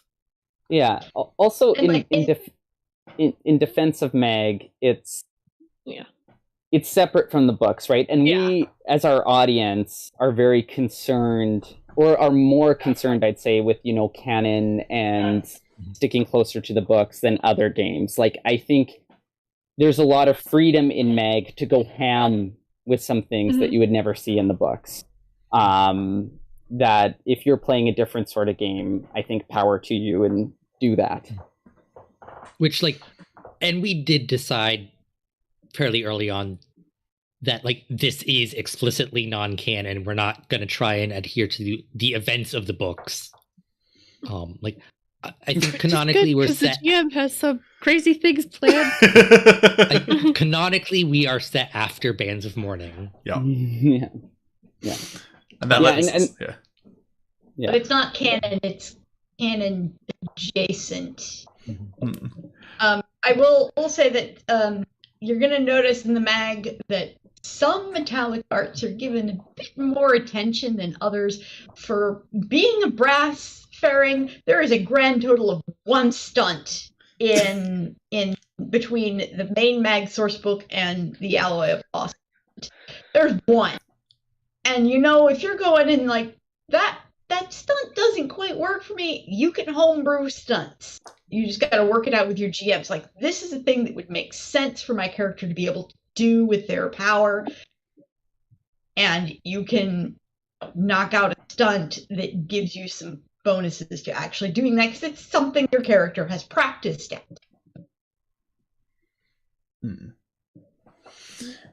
Yeah, I think it's one of the. I think that's one thing to keep in mind is don't be afraid to homebrew it a little bit. I mean, it's like any other system. You take the rules that you think would work best, and then you kind of just you homebrew things that you don't quite work in for your group.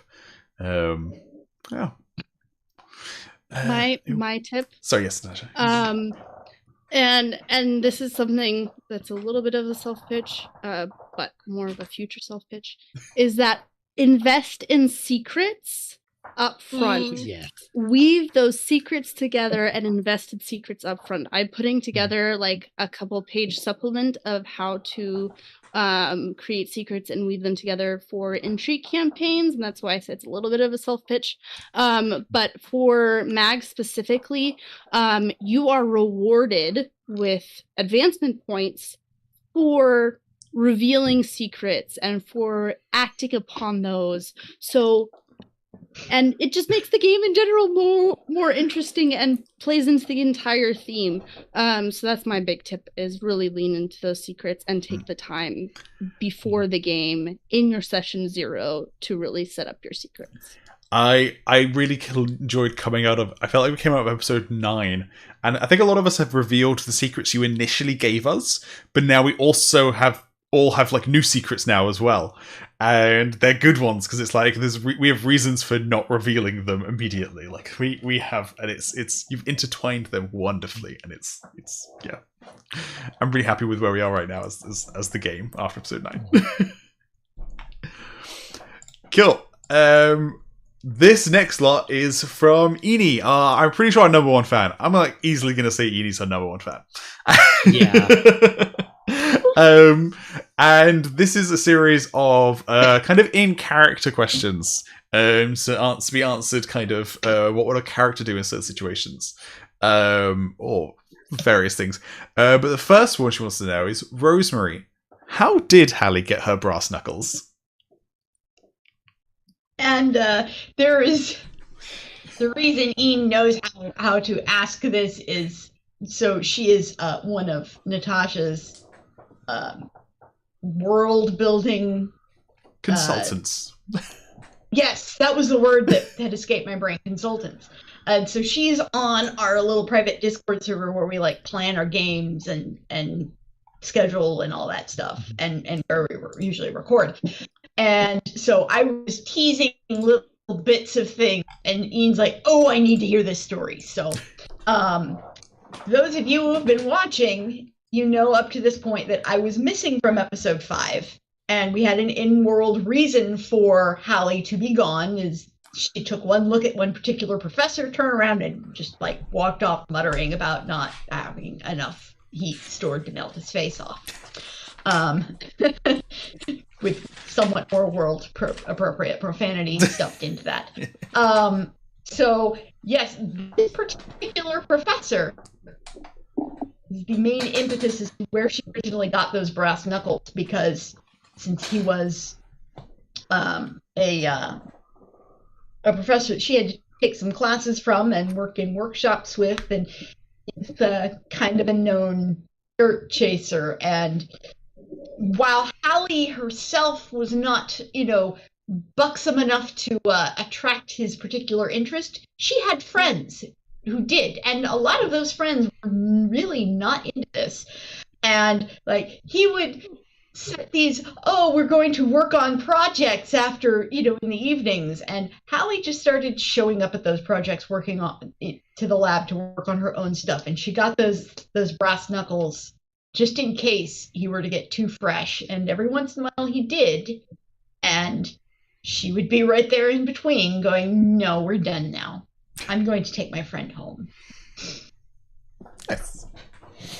That teacher as well is one of my favorite names that we've had for an NPC, which is Timuth Brunswick, which is just wonderful. I love Timuth Brunswick. The next one of Edie's questions is for everyone. How would your characters feel if they found out they were in a fictional RPG?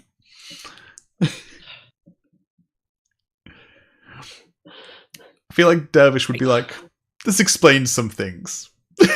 Yeah. Probably it would depend on what mood she was in. Like, if she was in just a normal mood, it would piss her off. If she's already, like, up to her eyeballs in all of the crap that has happened that day and is, like, at the end of her rope, then it's going to be like, well, that just pretty much figures and move on. So it's like, she's more likely to have a worse reaction if she's in a better mood to start with.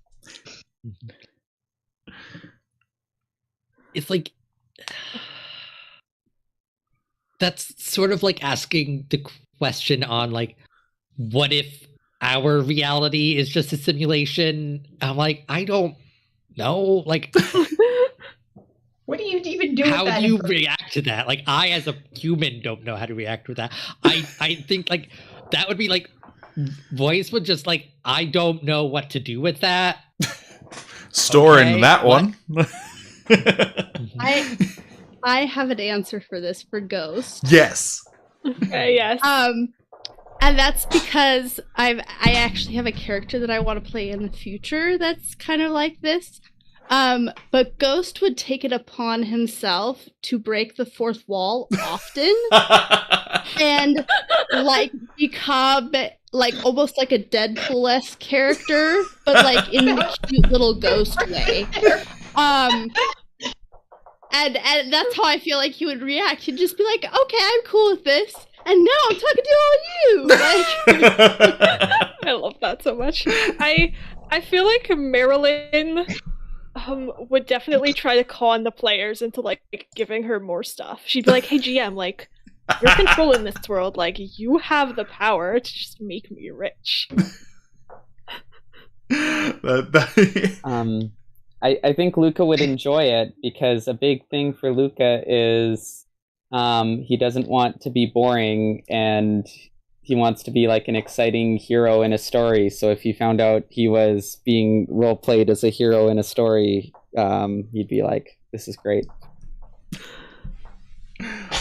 Nice. Excellent. So then we have some specific ones. So for first one from Edie, we have Dervish. What's your favorite food to make at the shelter otherwise? Is there a story behind it? I would say it would just be your kind of just, I like making stew.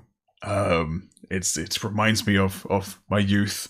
But one thing I like to do is I like to sprinkle a bit of shaved copper in there, just to give that little tang off the tongue, you know.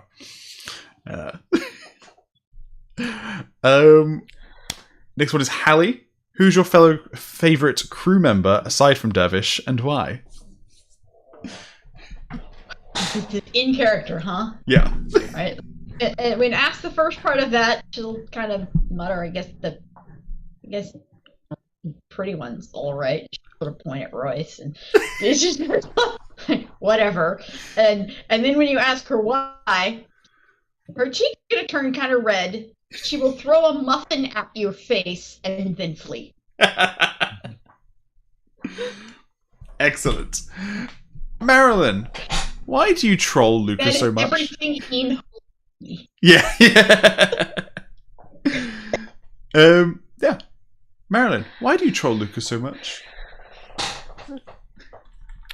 Oh, well, you know, Luca, he comes from this very privileged, very wealthy background, from a good family, and I just think it's important for him to understand how the common people live and what they go through. And I, you know, the hero that I am, have taken it upon myself to show him, you know, that side of the world, and it's fun too. Nice. That is the in-world answer. That is not the out-of-character answer. Yeah. Go and give the out-of-character answer. When met, I think Marilyn was a little bit jealous of him. She was like, and I think this was also touched on in like our session 0. If you're pay for a Patreon and go watch that, and you get some of this background. She was definitely a little bit jealous of him when they first met, because it's like all those things. Like, he comes from this very privileged, very wealthy background, seemingly has a great family, and so she was kind of a little bit like mean to him because of that. And I think by the time the campaign has happened, whether or not Marilyn wants to acknowledge it, it has morphed into a more of like an affectionate teasing. But she still enjoys it. Awesome. Royce. Loving comments in chat. This is great. Ian's reaction in chat. Exactly what we wanted. Royce, do you think you could ever go back to working with First Serena now? How do I answer this in character? How to explain this in character?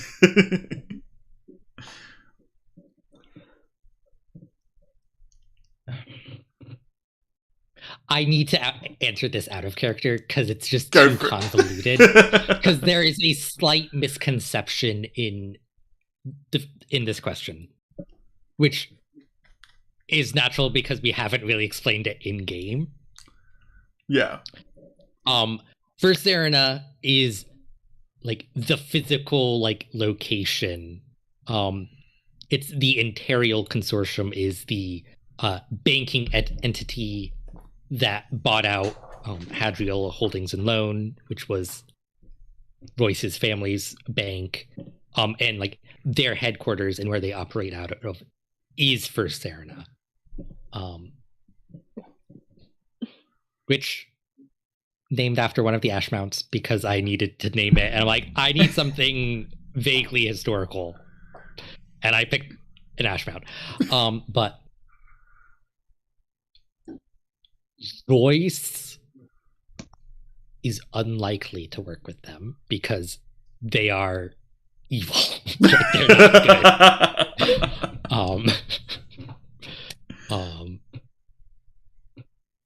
But in character, ideally, I would like to buy out my family's bank and get it running again. Makes sense. Luca, you're Eni's new favorite social media celeb.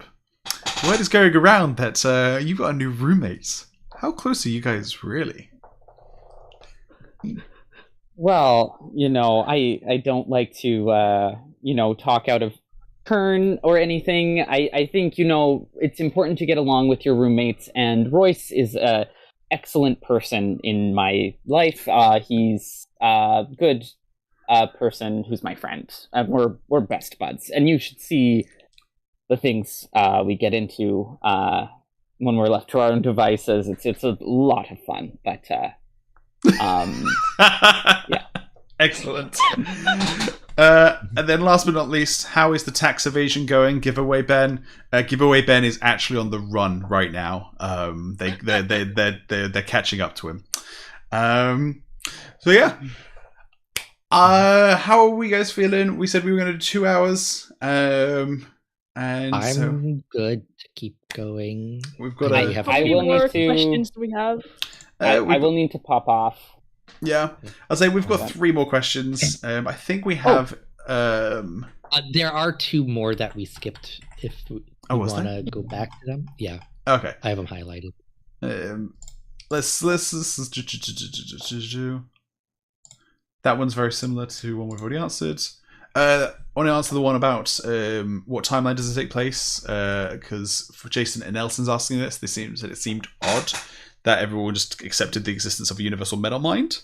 As Ian said, this is taking place after Bands of Mourning, shortly after Bands of Mourning, where these things are kind of getting out, like this awareness of these things, like Southern Scadrians, and these kind of metal minds. But it's not like commonplace yet. So it's we know these things exist, but they can enter the story, but they're not like part of the setting yet. what is Jean-Marc David? What is the likelihood of us doing more series once this one is done? Grace, I think you mentioned this one earlier, that we are thinking of a season 2, potentially with the same characters. We may do different characters. We may do some one-shots. But I think we're all in agreement. We definitely want to keep doing this. Like, this is... Yes. Yeah. We're having fun, and it seems like some people like watching us. So, yeah. thank you for being our excuse. Yes. To do more of that. Yes. All but dedicated audience. Yes. Which were the ones that I missed? I have them highlighted. Oh, excellent. And then there's the last question that we actually can't. Yeah. Oh, yeah. So the one that we can't answer is what are you? Henry Atkin asked, "What are you most excited for in the Lost Medal? Can you tell us our crack theories?" There are too many people on this stream who have read the Lost Medal to answer that question. Unfortunately, as there are quite a few beta readers in this group, we can't talk about it. Well, Grace, I was going to say, Grace, Can I say? go Yeah, for I it. am not a beta reader, and I am really looking forward to them discovering the lost art of metal music, heavy metal We've music. got there's a spammer in the chat. Yeah, I got him. Oh, excellent. Sorry, Grace. Did my joke get interrupted? Yes, unfortunately. Yeah, Yeah. spammer. I was saying that I am really looking forward to them discovering the lost art of heavy metal music, and for them to become a heavy metal band. Excellent. 1 second. Ian, I'm not seeing any highlighted. Am I being done? It's line 16 and 17. Okay, cool. Oh, yes, okay. So from Marcy Rayolina, other than your own character, who's your favourite character so far? And just generally curious, your favourite character in the Cosmere? If anyone hurts Ghost, I will murder them. Yeah, I think we might all be on board for Ghost being our favorite. Yeah. Yeah. Or, well, maybe not all of us. I'm very fond of Ghost, but I was definitely taking this for other player. That's what I kind of was thinking. I want to pick another player character because I don't want to choose one of you over the others. You sure it's not like- 18? I mean, Adine is amazing. I do love her. But Yes. I am gonna have to go with Luca. I love Luca. Same. Luca's great. Same. It's I do really like Luca as well. Luca's pretty great. Yeah. Yeah. He does steal the show Mhm. so hard and deserves every minute of it. Do we let the GM answer this question?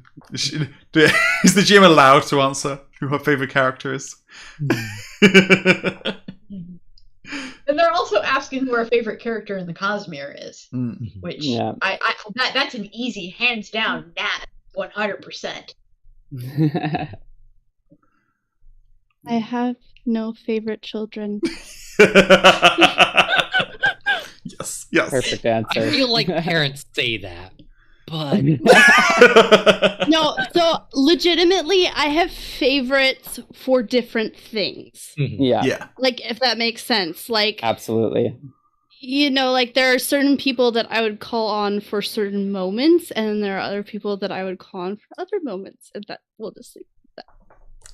would you mind revealing what some of those moments for each of our characters? What moments draw you to our different characters? So, like, I will call on Luca if I need, like, a lighthearted, like, if I need a laugh at the moment, or, like, to kind of lighten things up just a touch. I will refer to Royce if I need, you know, here's a secret, don't tell anyone. That's We good. both love and hate him for it. Because Ian uses that to great narrative potential. Rosemary. I feel like I have to sometimes push. I have to like push her and Hallie to like confront issues. So it's like if I want a more drawn out beat where it's like we're following this and like building up tension and like coming to this slow boil, that's kind of that mood that I get. Grace and Marilyn have big sister vibes. We've all come to this. So like if I need that like actual protector, like everyone thinks it would be Dervish, right? Like protecting everything. No, it's Marilyn. So if we actually want, anyone to like, well, I hate you, but I'm going to keep you safe, it's Marilyn. So, plenty of that there. And then Dervish is like heart and soul, and yeah, you pretend to really like be this murderous Koloss. It's not a thing. It's like it's just resting Koloss' face. I just look like this, yeah, it really is. So really, Dervish, what I lean on Dervish for is those more moments of tension and awkwardness. So like yep. This. Excellent, love it. Good answer. Favorite character in the Cosmere? Do a quick round. Navani. Yep. I'm gonna go. Yep. Navani. I'm gonna go Yasna. I'm a big Yasna fan. Oh my goodness. I'm gonna say Adolin or Kelsier. Whichever I read last. Like, let's be real. It's whichever I read last. And obviously Naz, who is always leaving the salty comments on the notes and or on the maps, and I live for going through the next fresh Cosmere book and finding the maps and seeing what he has to say this because it's so much fun. And I can't remember her name right now, which is giving me a hard time. Describe. She is the Spren that runs with Syl. Yes, Syl. Yes. I almost named my dog that. Aww. Excellent. That question was from that was still Marcy Aurelina. Most interesting difference, this is from Jeremy Gubert. What's the most interesting difference between the gamified version of the metallic arts in MAG compared to what we know about them from the books? I want to correct your pronunciation. It's Giebert, because this is another guy I play D&D. Sorry, Jeremy. I specifically asked him, how do you say your last name? So like we could get it right.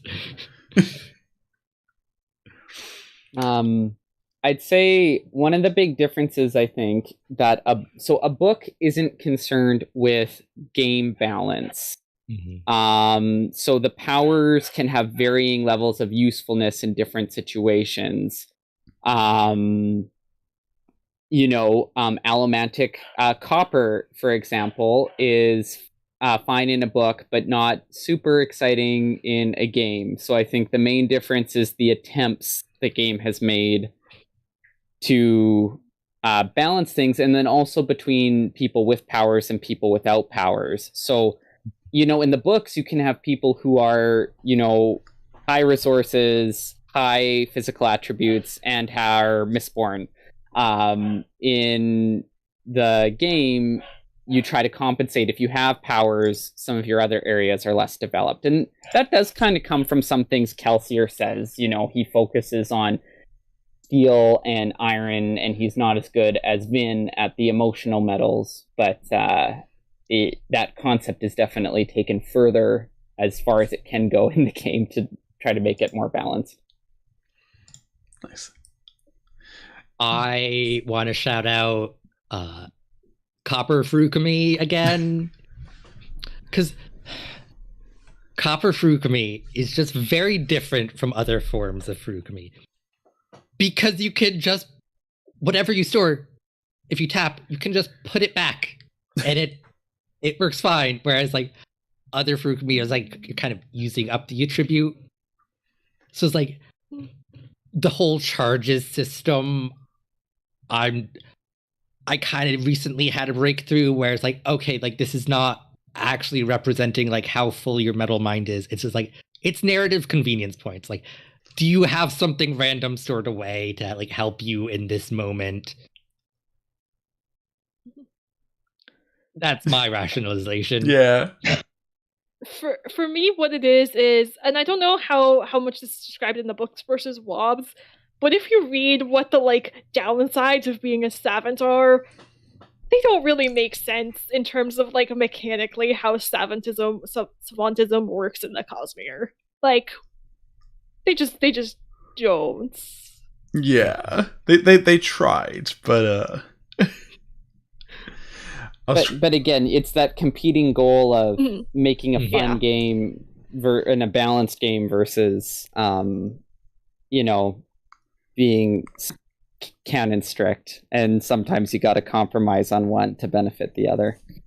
Which, if you have to compromise one, is to compromise canonicity. Yeah. Like, this is a game; it should be fun. Yeah. I think my favorite is still the one that Grace mentioned earlier, which is the compounding stunt for the calorie storing metal, which allows you to tap and store basically infinite amount of calories, and then you can use this to tap and store calories in specific parts of your body to shapeshift. That's my favorite one. That's my favorite difference between. There's no way that's how that works in the books. We've not seen that compounding, but there's no way that that's how that works in the books. But I really like that as the gameplay element of maybe, like. But what if that's like it could be like the savantism aspect of it. It's like you get really specific areas of your body. I don't know. Yeah, the one that I like as well is there's also a stunt for the oh my god, the weight steel Furukami. The weight iron Furukami. The iron Furukami stunts where you could just tap like all of your weight at once, and you essentially become like an immovable object. So you become like invincible, but you also can't move. And I'm like, I love it. That's great. I love it. I just think it's nifty. Yeah, I just think it's neat. Yeah.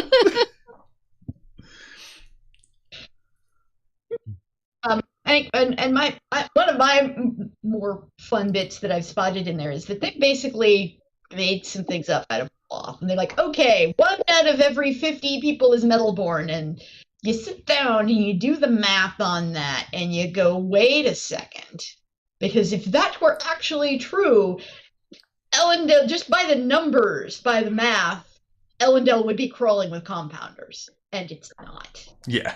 Look, Rosemary. Look, Spook was busy. Had a lot of kids. So obviously those numbers are a bit different from the mag between the actual books, but it does give your game a little bit more of an excuse to have a lot of metalborn. Yeah.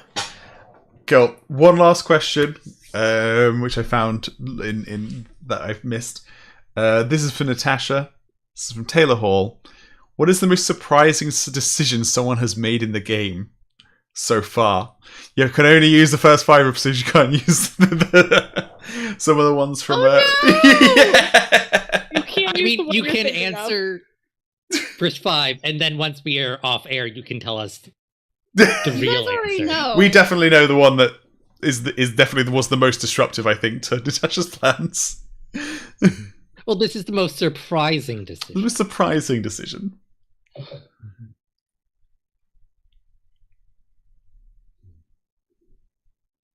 Oh yeah, now I know what. Yeah, you remember now. Yeah. Most surprising decision.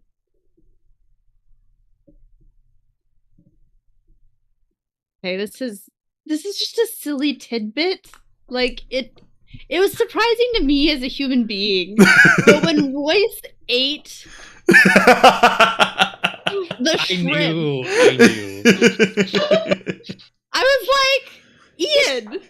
It was a tactical decision. It was like, right. I told you not to do that. And he's like, it's fine. I was like, why? I survived. Nobody And thinks then- I was involved.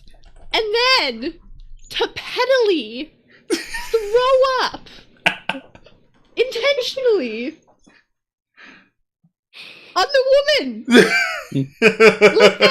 that's it. That was the most, like, I mean, it was great. Like, it was a great moment. I'm not discounting that.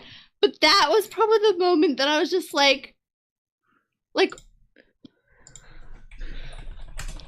let the players be players. Yeah. So, like I said, Royce and I are very similar. That was a part of Royce that, yeah, like, Ian I don't totally like her. would have done this, guys.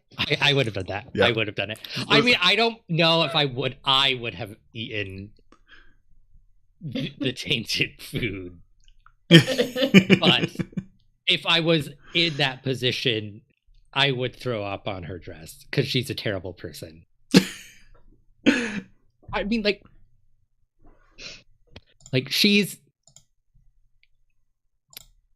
Luca's my boy. I'm very fond of Luca. Yes. Yep. And it's like, I don't like her whole thing with Rafe. I'm like, I don't like this. Nah. But yeah, that's an aspect of Royce that hasn't really come up very much because he's very in professional mode. But when you're that sick, walls start breaking down. Yeah. Yeah. Excellent. It was great. It was just, that was the most surprising, probably. Awesome. I think we got through every question, guys. I think we did a great job there. Thank you so much to everyone in the chat for joining us. It was a ton of fun. And yeah, we're probably going to do another one of these after. As I've said before, we're aiming for 12 episodes of Diceborn. I don't think we're going to have another mid-season break. Because I'm hoping to get them all out before the Lost Medal. That's my plan. And so, yeah, we'll probably do another with these after the season's over. But yeah, thank you so much for joining us. Again, there's no episode on Monday. This is kind of as a replacement of that. And so in 2 weeks' time, we will have episode 6 come out. So yes, thank you very much, everyone. And speak to you guys soon. Bye. Bye. Bye. Bye.